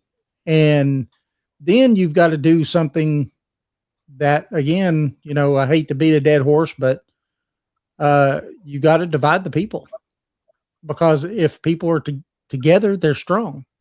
You divide the people, and then half of your work's already done for you. Yeah. You can go out and you could do anything that you want, right? Like, how many times have you heard people talk about these breakaway civilizations that's happened? Ever since World War II, you've heard about these breakaway civilizations that were here. The Nazis were supposed to have a breakaway civilization in the Antarctic because they met the Pleiadians or whoever it was that was in the Antarctic or whatever, right? And now they're supposed to live on the moon and stuff, Yeah. and be a breakaway civilization. They talk about, supposedly, you know, the late great Art Bell had some people on that were part of, I forgot exactly what it was called, but you know, it was a space agency that was American, not Space Force now, but it was called something else before, and they would supposedly go off planet and live and do things, and then at the end of their term, they would come back and become part of society again. If these things are true, then we may be living in a time where we have two civilizations that are existing at this very moment. And then you would think, is that other civilization, that more advanced civilization that decided to leave this planet, are they the ones that's calling all the shots for all of us that are stuck here in limbo, not knowing any difference, and, you know, still doing the 9 to 5 every day? Do you think they're living underneath the ocean? In the Oh, ocean under absolutely. do You you know, think during World War II, all the countries in the world were starting to map the bottoms of the oceans. yeah. When World War II happened, America was like, no more mapping the oceans. And Yeah. no one has started mapping the oceans again today. Yeah. Do you think that's part of the Devil's Triangle? I think it's very possibly, you know, and I think that, you know, you have the Devil's Triangle there, where you're at, and then here you Mm-hmm. have the Bermuda Triangle. You know, Yeah. they also talk about the Alaskan Triangle, and I think that these are some, you know, vortexes of power or something where these beings Funny, decide. certain times of the year when fishing vessels go unmanned and there's no log, no nothing. And I think it's sometimes in July, right after the rainy season. We have the rainy season till the 20th of July, I think. And right after the rainy season, there's police are always pulling in ships of fishing vessels off the sea of off northern Japan, and there's nothing in it. No crew, no log, no captain, no nothing. It's an empty vessel, Mhm. and it's Ghost like, ship. yeah, it's once a year Mhm. after every time after the rainy season it happens. They don't know why. They're not talking. Yeah, because they know. Yep. I know what it is. You know, we part of that same thought process that we had on the future seeding the past. We thought was thinking along Hey, the same. I'll be right back. Okay. We was thinking along that same timeline that you take missing airplanes, you know, flight 19, that whole army in World War II, you know, flight that just disappeared. And then the plane that went after them to try to find them also disappeared with a crew of 9, right? Mm-hmm. All these ships that have completely just disappeared throughout time and they're gone, right? They've never found wreckage or anything most of the time of these things. Part of that same present seeding the past for me is the fact that I think pretty much all, you know, ships captains and airplane pilots have to know how to navigate by the stars. If they lose all their instruments, they have to know how to navigate by the stars. If you can't navigate by the stars, then you're dead in the water, right? So, but what's one thing that all ancient cultures knew, sometimes even better than they ever should have known? That's the heavens. That's the stars. Navigate by the stars. Yes. So, you know, we propose in what we talk about in this, what if we know that wormholes are possible? Science says that they're possible. Science also says that anything that we could create, the universe can do on its own. It doesn't need us. Right? And so there's a good possibility that wormholes just may open up on their own, just at places. And some of these may be in these hotspot places where you have the Bermuda Triangle and the Alaskan Triangle and all these different places. What if, I want to sound like an ancient alien theorist now, but what if, you know, these things open up, these things come into the past, and maybe that's how you get these thunderbirds that these Native Americans talk about, these iron feathered birds that fly over, make this awful roaring sound, right? It sounds like an airplane to me. But then you get all across the world this almost seeding of knowledge. And that seeding of knowledge is the knowledge of the stars, the knowledge of how the planets move, the knowledge of how the sun moves, the knowledge of how to tell the months and the days and the years and all of these things that we know would take thousands of years to understand. What if some of that is the knowledge gained by these people that had, you know, traveled back? Do you think that they have taught certain people? I think that, I mean, if you lived, you know, back in the Stone Age and these people came from the sky and maybe they parachuted or something, right? But they fell from the sky. These guys fall from the sky. They would be worshiped. I think they would be worshiped. I think they would be gods. And then I think that these people would be wondering, where the heck am I? And how can I get back home? And them searching in the stars to try to find out where they are and all of that would lead to these people doing it also to worship this person, right? So they would take that knowledge and worship that person. And I don't know, you know, it's a thought process. Yeah. Yeah, it all goes back. The thing is that we always have to keep an open mind about everything, right? Right. And always learn new techniques and learn about something that you don't know, and have an open mind about things, and always want to keep your vision this way, not this way. Yeah. Yep. I think Guys, it's really interesting. Pretty interesting. Guys, we're going to change the subject a little bit, and we're going to talk about cryptids. Ooh. You know, is it possible? And I'm just throwing it out there. Most of the country, most of this world, there's most things in Tennessee. There are places in Tennessee where no man has touched yet. You go up in those mountains, and there's land where you wouldn't find anything that can say, "Hey, there's people here," because it's untouched by man. Yep. Now, is that possible where you can find something that a man has never seen before and be called a cryptid? Yep. Because we all know new things are being discovered every day. Yep. You know what I'm saying? Well, the Native Americans, Cherokee Indians talked about a lot of things up in the the mountains of the Smoky Mountains and the Cherokee Nation areas. From they went from North Carolina, South Carolina, Georgia, and here in East Tennessee was the biggest parts of their land that they had, and they talked about everything from giants to Bigfoot to little people. The moon-eyed people. They talked about great serpents, horned serpents, and all. They had all kinds of different things, and so, yeah, I think that anything's possible. Anything. We got a lot of them here. we got nothing but cryptids here.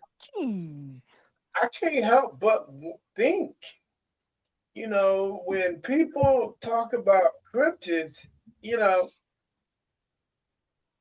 tell you what, if I see a cryptid, the first thing I'm doing is pulling out a phone, or because naturally you're gonna have the phone in your hand. You're gonna take a picture of it. It'll be blurry. Take a picture of it. Yeah. I've seen a Bigfoot. I have seen a Bigfoot. I'm just trying to figure out why come none of these things have actually been photographed. None of these things have actually been discovered and not put on the animal. I can say the prehistoric table. Right. It's weird. Is this going back to only, like you said earlier? This is something that we only need to know. Yeah, I think that's possible. I mean, is it more possible that the government probably knows about some of these things? I mean, honestly, Jason and I talk about this a bunch, but I believe that they do. Don't they, Jason? Yeah, especially when you got incidents like Mount St. Helens when it erupted. Mm-hmm. Yeah. Supposedly the military came in and helped a few Sasquatch out by, and plus they carried their dead out too for them. So with helicopters, and that we have heard witness statements from military personnel about that, and one of those personnel even said that that they brought in a Native American that could talk to one of these things. Yeah. And it actually showed them where others were, so they could try to dig them out and help them. So, yeah. That's there's one thing about it is that scientists don't fund these cryptids. It's a part of science, right? But they don't want to have anything to do with it. We have our own Bigfoot. It's called a Hibigon, and it's found in the mountains of Hiroshima. They said after the atomic bomb, they said it could have interacted with their DNA process, right? So they don't know what happened to them afterwards. But nobody wants to study them. Nobody wants to come to the mountains here. Nobody wants to fund it. So it remains the way it is right now. Mm-hmm. Like duh. And nobody even wants to even talk about it on any paranormal show. It's just the way that it is, and it's supposed to be smaller than the regular average Bigfoot in America. They're supposed to be juveniles, but they just don't want to even recognize it. And neither does the government here either. They don't want to talk about that either, no more than they don't want to talk about paranormal. So it becomes one of the secrets, right? Mm-hmm. I think me and David, we come to like an agreement that paranormal means anything not normal. Yeah. So Yeah. that could be the cryptids, that could be spirits, Yeah. UFOs. That could be UFO, me. any kind of That cryptid. could be me. That could be you. That could Yeah. be anybody on the panel. Yep. Yeah. Anything unknown is a paranormal. I Yeah. think And Or all the anything. go ahead. Go ahead, Dave. normal. Go ahead. I No, think I mean, anything that's in that circle is all linked together somehow. Yeah. Yeah. Whether One it be thing I through want you guys dimensions or I want you guys to look up the tiki tiki. tiki. okay. I know what it does. I know what it is. It was a man who was jealous and he had a girlfriend. He tied her up on the train tracks. She died. She became as a cryptid. She steals people from their homes if you live near the train tracks, and she kills them in her own way. That's our cryptid here. Wow. It's it's scary, and she walks on all fours. Oh, Hmm. wow. That's interesting.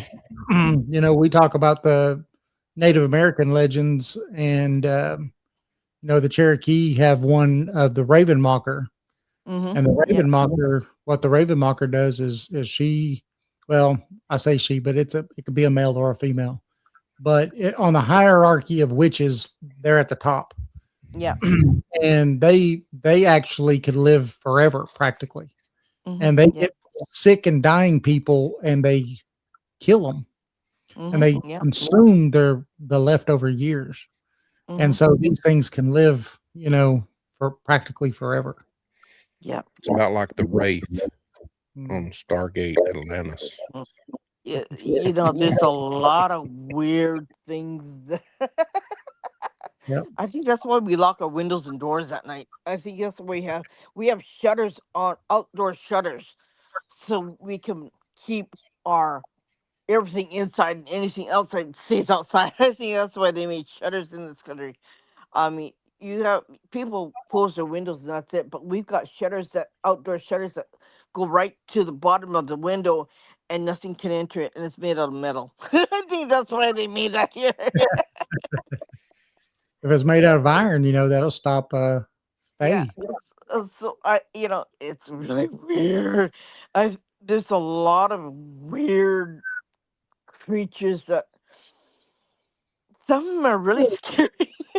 A lot of people too will tell you that, oh, those are just old stories to keep the kids out of the woods, to do this, do that, to be good.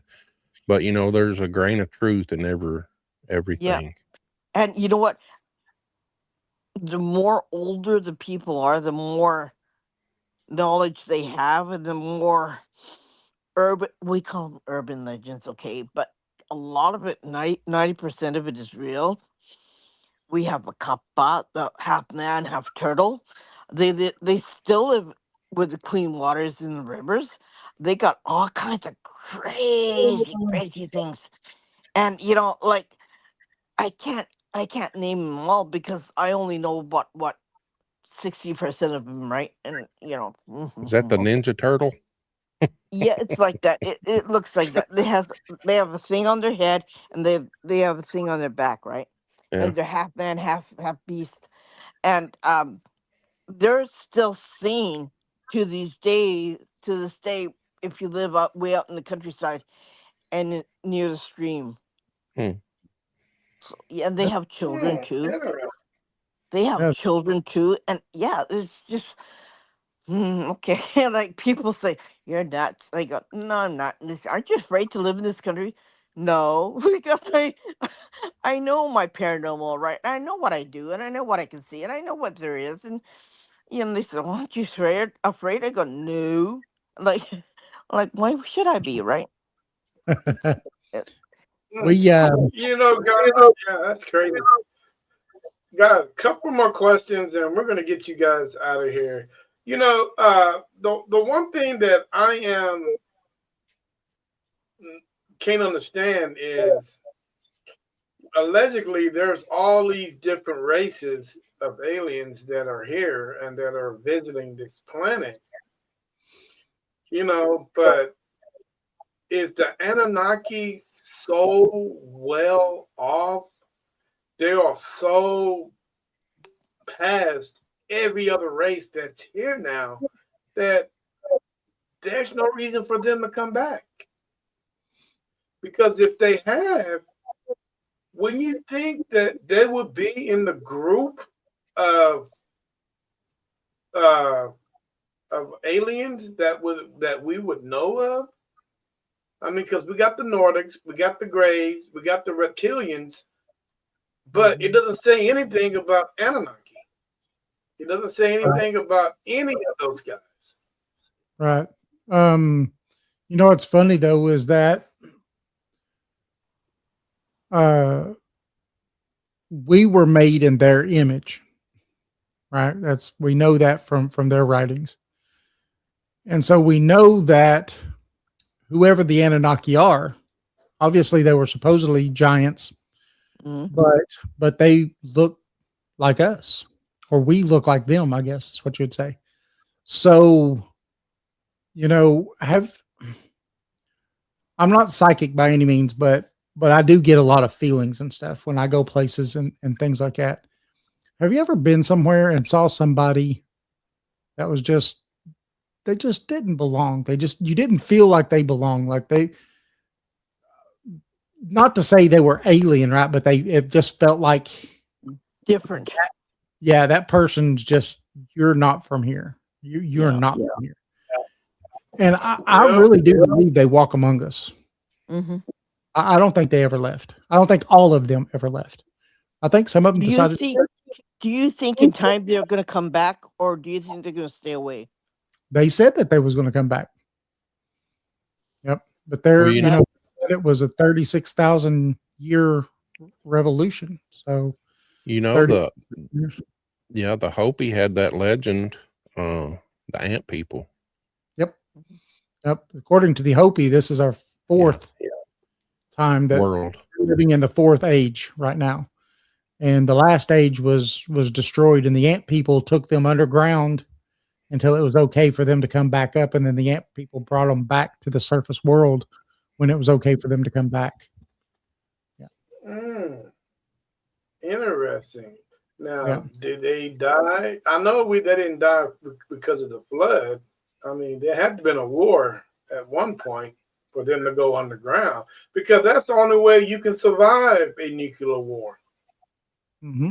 I mean, the Hindus, the Indians, the Indonesia, with the Vedic text and the things like that, they talked about a nuclear war or a war between worlds, I guess.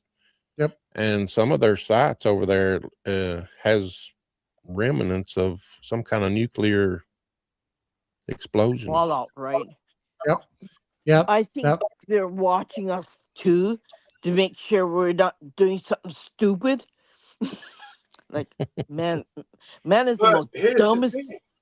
Well, we're their children in the whole wide world, right? And we do dumb things. Yeah. What does children do? Right.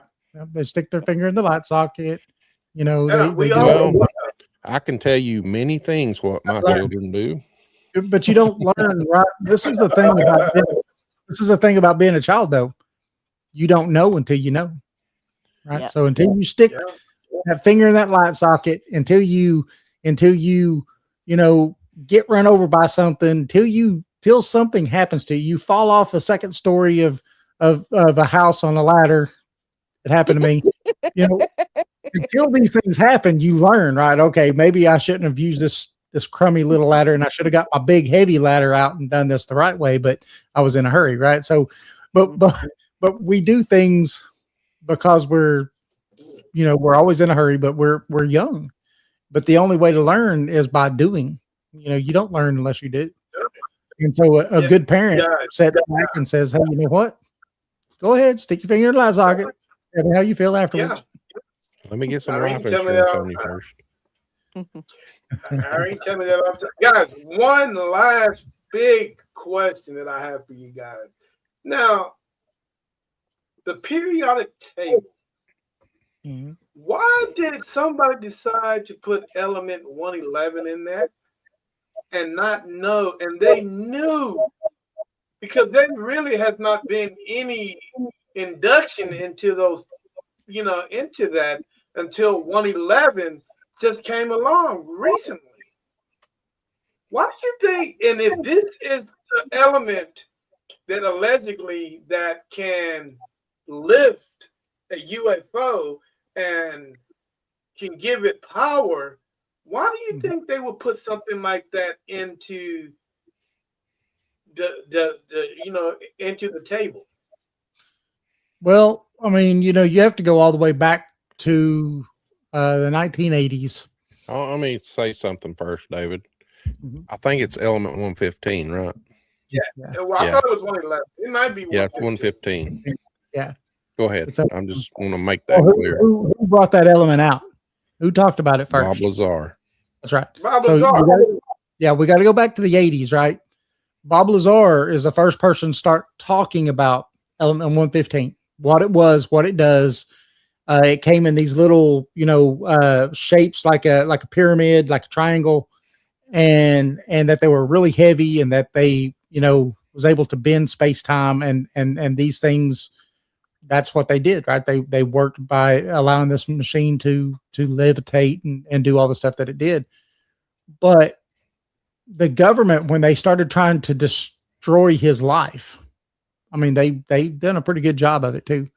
But when they went and started destroying his life and saying, "Oh, you're just a kook, you never worked here," which later on we found out that he did, right? We found out that that all these things that he said over time have finally coming out. Well, what was it? 5, 6 years ago, 7 years ago, something like that. They finally put element 115 on the periodic tables. And it's like, okay, so now you have to stop and say either Bob Lazar is a fortune teller, right, or he knows exactly what he's talking about. And it's funny too, because, after he started talking and everything at the beginning of it, when it all started, really happening for him, he made a mistake one time of saying that he had some element 115. Now, this is something that didn't exist according to the government. He had stable forms of element 115 that he had at home that he was doing studies with. Now, the supposed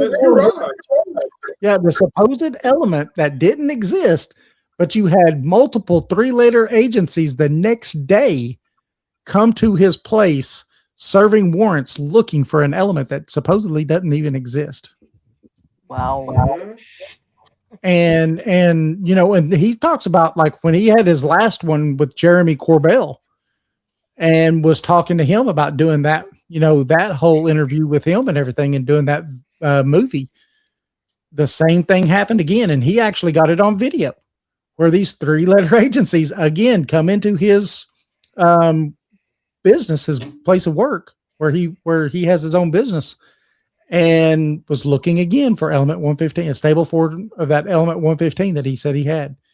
So, our government put element 115 on the periodic tables because supposedly in Russia or something like that, they was able to pull up an unstable version that was only good for 3 seconds, and then it disappeared. They didn't have a stable form of the isotope. But Bob Lazar says, well, that's BS. He says, we have a stable version of that isotope. He goes, every isotope has a stable and an unstable version. So, but yeah. I think it's just when they did that, they're confirming more and more and more what that man said and what they put him through. Yeah, it just made him credible. I mean, everything that they did that made him, people just, he's a true believer that this guy did what he did. He said what he said, and he saw what he saw. Yep. There's no ifs and buts or anything about it. And I still think the government watches him. I still think, they're still watching around his corner, just like everybody else who's mysteriously disappeared or died, for them fearing that they're going to put out something. I still don't know what happened to that guy that was allegedly hung himself and threw himself out the window at the same time. I mean, and the guy that got hit How by many the times can car. you kill a person, right?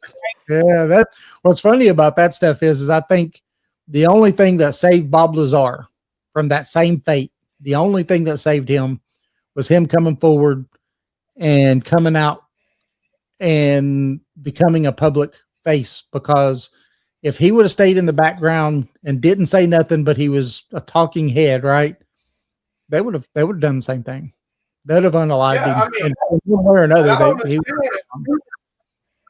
He should have been. I mean, if he was a whistleblower at that point, he was the first whistleblower, allegedly. I yes. think, Because of him, we know Area 51 is real. He's the man that yeah. came out and told us Area 51 was real. That's where he worked. Well, I Wow. think what's his name was one of the first whistleblowers because he really didn't like what Project Blue Book was doing. I mean, he wanted to actually show the world a little bit about what was going on, but they were like, "Well, no, we're gonna keep this all a secret, and and you're not gonna tell anybody." So I think, Project Blue Book, all they wanted was just someone to say, swamp gas. Oh, I can yeah, see that it's this or it's that, or, it's a Well, nice song that's for a saying, balloon. That's a weather balloon, right? right, yeah, weather you know, balloon. and before I get you guys out of here, I still think there is an offspring, and I could be wrong. There is an offspring of Majestic 12. I think these guys are, their kids or somebody that followed them, and they're still doing their dirty work today. And I still think these are the guys that are behind the scene of all of this. Whether I don't know I know it's not called Majestic 12 again. I know it's probably called something else. But I still think these guys are in the loop or always been in the loop since Majestic 12 was created by our world famous Eisenhower, who put all this together. Yeah, yeah, Majestic 12, they've already tore it apart, how they come out and all the stuff that they said and everything. But it was the same type situation. They were just there to tote the line and to tell a narrative that, don't worry, it ain't what you think it is, right? But one thing that I find amazing is there was Project Blue Book ended up with, I think it was 1, 2, 3%, something like that. It was a pretty small percent, but there was a small percent that Mhm. they couldn't explain at all. They couldn't explain it by Right. any means at all. But I don't think that they ever got into some of the other things that were happening at the time, like during World War II. You had the Foo Fighters. All the pilots talked about the Foo Fighters, these white orbs that would buzz around their planes and sometimes shut their planes off. Yeah. Mm-hmm. What were these? What were they? They're trying to say, oh, it's some secret Nazi, whatever. If they had that, they would have won the war. Sorry. Oh yeah, They definitely. wouldn't. They wouldn't have told anything either, right? And they even said that I was told that Hitler had an encounter with something, and he was really interested in aliens and alien technology and how to win the war and how to defeat the rest of the world. Yeah, so there's a lot of stuff going on about certain leaders and somebody that knew something and somebody that knew something else, and it's just coming out now, right? And they didn't want to talk about it either. Well, I mean, we know for a fact they were Well, 40, 50 years ahead of us in technology. mhm. Every bit of 40 or 50 years. I mean, they had jet airplanes way before we ever did. And that's Yeah. why when the war was won, us and Russia took all their scientists, right, and we divvied them up, because if it wasn't for us doing that and Project Paperclip, then we wouldn't have had a space agency. NASA would have never been born. Werner von Braun was the name, the main name of why that ever even happened. But it was because they had this technology that for some reason no one else had, and Yeah. never hear anything from them on how they got this amazing technology. Yeah. Yeah, I mean, I remember when they first introduced the bell. I mean, the bell was one of those. I mean, it disappeared. Whatever they did, it disappeared. And from what I heard, some 40 years later, it showed back up in Kecksburg. And guess who was there to put it on the trailer and roll it up out of here? How did they know that is what it was? Right. Yeah. Shaped like an acorn. Mm-hmm. There's a lot going on. I mean, there's too much going. That's too much going on, They guys. ain't telling me anything Man, either. tell the world how to get hold of you guys. We come chat with you. You can connect with us at paranormal411.org. You can follow us on Facebook, YouTube for all the latest updates. You can join us live every Thursday from 7 to 8 p.m. Eastern Time. Also Saturdays from 8 to 10 p.m. Eastern Time. You catch us on Subspace Radio and all major podcast platforms. We do have 3 books out: East Tennessee Hauntings and Lore Edition 2. We have a comprehensive guide to paranormal investigations and the Haunted Ledger. They're all available on Amazon, or you could go directly through paranormal411.org and join us. Yes, man, it has been a pleasure speaking with you guys. I really enjoyed the conversation. And too bad I didn't mention the Bell Witch, man, whether you guys believe that or not. Absolutely do. You know, if that really happened to the if that really happened to the family, and if so, I know somebody represents that property. I believe it's the cave where the Bell Witch, I guess the Bell Witch allegedly lived or something. I'm not quite sure. Now, they have the cave because the house doesn't exist anymore, but they have the cave, the property. There is a house on the property and something else too. I forgot, but some really good friends of ours are the ones who run the paranormal investigations there. And so it's, pretty Does amazing. she have a grave? No. Kate Batts is who they think it was, but they're not really for sure if that's who it was or not. Some people think that she may have been, some witch that didn't like John Bell, and for whatever reason. But what's funny is that there was a guy that would at some point end up being a president of the United States that supposedly witnessed it all. He took a company of his men. Interesting. Because I thought the reason why the witch disliked him is because John Bell stole the land from them. No. See, they come from North America. They come from North Carolina, and then they moved from North Carolina to there in it's just above Nashville, just before you get into Kentucky there, and he purchased that land that was there and started farming it, just like he was doing in North Carolina. Yeah, and that's where the problem came in at. Yeah, when he purchased that property.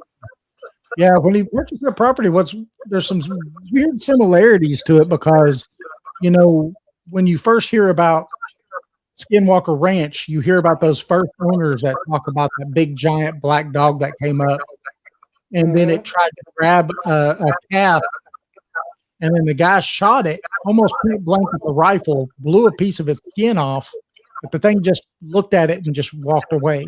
Right. Something pretty similar happened to them on that property with a big black dog, a huge black dog.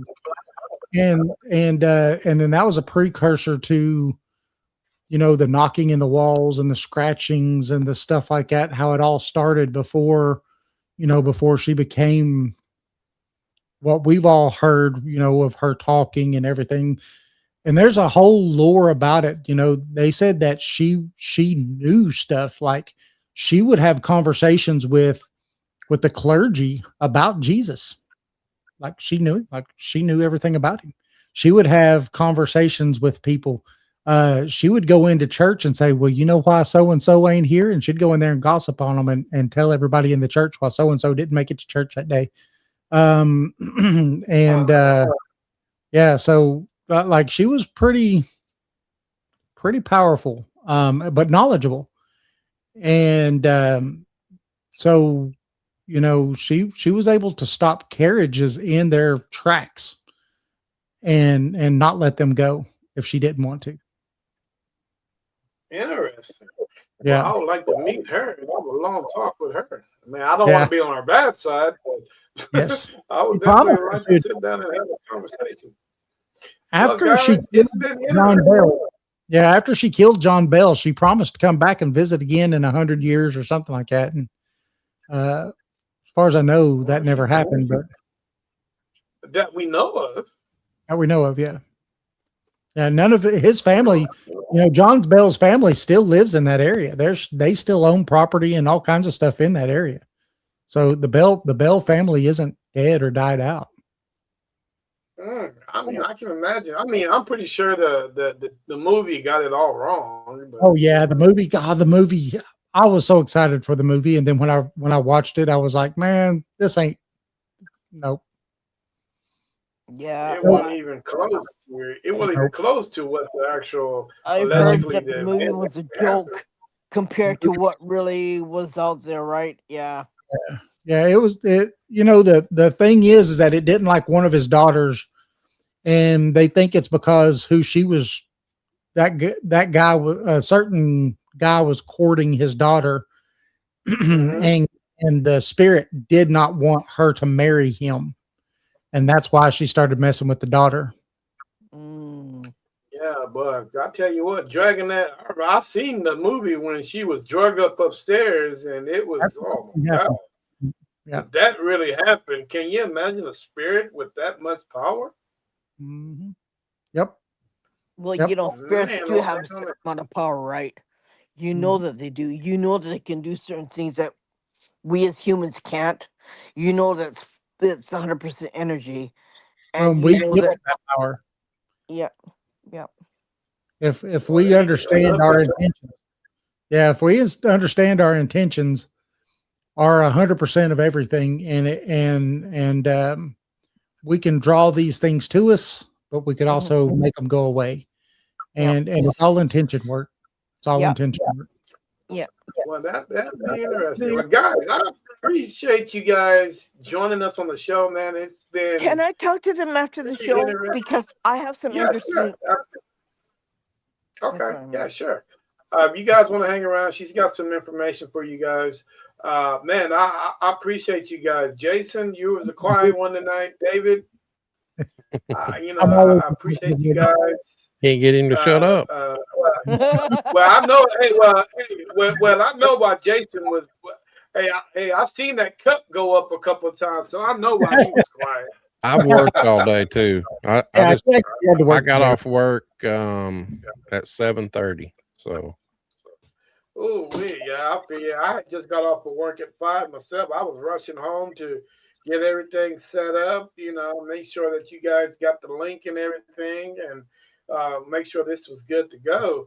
I'm glad I did it because this was a pretty exciting podcast, man. I really it was appreciate fun. you guys. It was the most really enjoyable podcast about I really appreciate you guys. yeah, Thank we you. had. I think it was great, especially with the people who weren't in the norm of the norm. I mean, It's nice to touch other subjects every once in a while. yeah. Oh Why not? yeah. You know, and I hopefully I was able to change the subject for you guys. instead of talking about the same old paranormal, you know. Yes. And I know you guys get tired of that, you know. I mean, I get tired of it, but you know that's why I'm always that guy that likes to think. You know, I gotta change it up every now and then. I mean, And you get because into if trouble not my too, guest, Terry. huh? If not my guests would get agitated, and they're like, "Man, didn't I just hear this last week?" You know, so I really gotta keep it to you guys. But other than that, man, I really appreciate you guys coming on the show. You know, sharing a lot of your stories and just you know, just a lot of insight on what you guys think that's going on in the world, and I really appreciate it, man. I mean, hopefully we'll be able to do this again. Yeah, absolutely. You know, We had a great time. I would love for you guys to meet. Oh man, he worked at Area 51. Yeah. Uh, oh God, last name Marshall. I had him on the podcast a couple of weeks ago. Robert Marshall, Robert Eagle Marshall. If you guys ever get a chance, man, please have that guy on your show because he can share light into a lot of stuff. He was a photographer at Area 51, so he's seen a lot, he's done a lot, and he knows a lot. So He if has you a lot of guys ever, pictures too. yeah, He has yeah, pictures too of certain things. he's got a lot Really? of he's got a lot of declassified stuff, and there's a lot of stuff that he can't talk about. But you guys definitely need to get this guy on the show and just talk to him because he is very enlightful. I mean, he knows a lot. He was there at Area 51, you know, crash and retrieval. I can't tell you how many times he was on a crash and retrieval sightings. I mean, you know, and he's took pictures. That was his job to take pictures, and he's seen a lot. So, you know, get that guy on your show, man, and he can tell you a lot of things that the government is into. Yeah. Yeah, that's You amazing. know, yeah. But with that being said, guys, I am gonna call it a night. I wish you guys continued success on your journeys.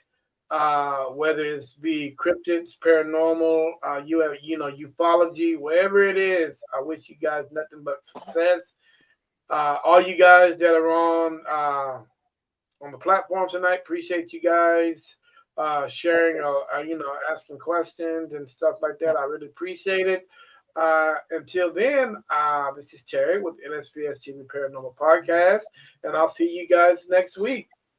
Peace. Thank you for Thank you. watching. Thank you Thank you, again Terry. for coming on. Yes, Terry. sir. Be Thanks, right back, Irene. guys.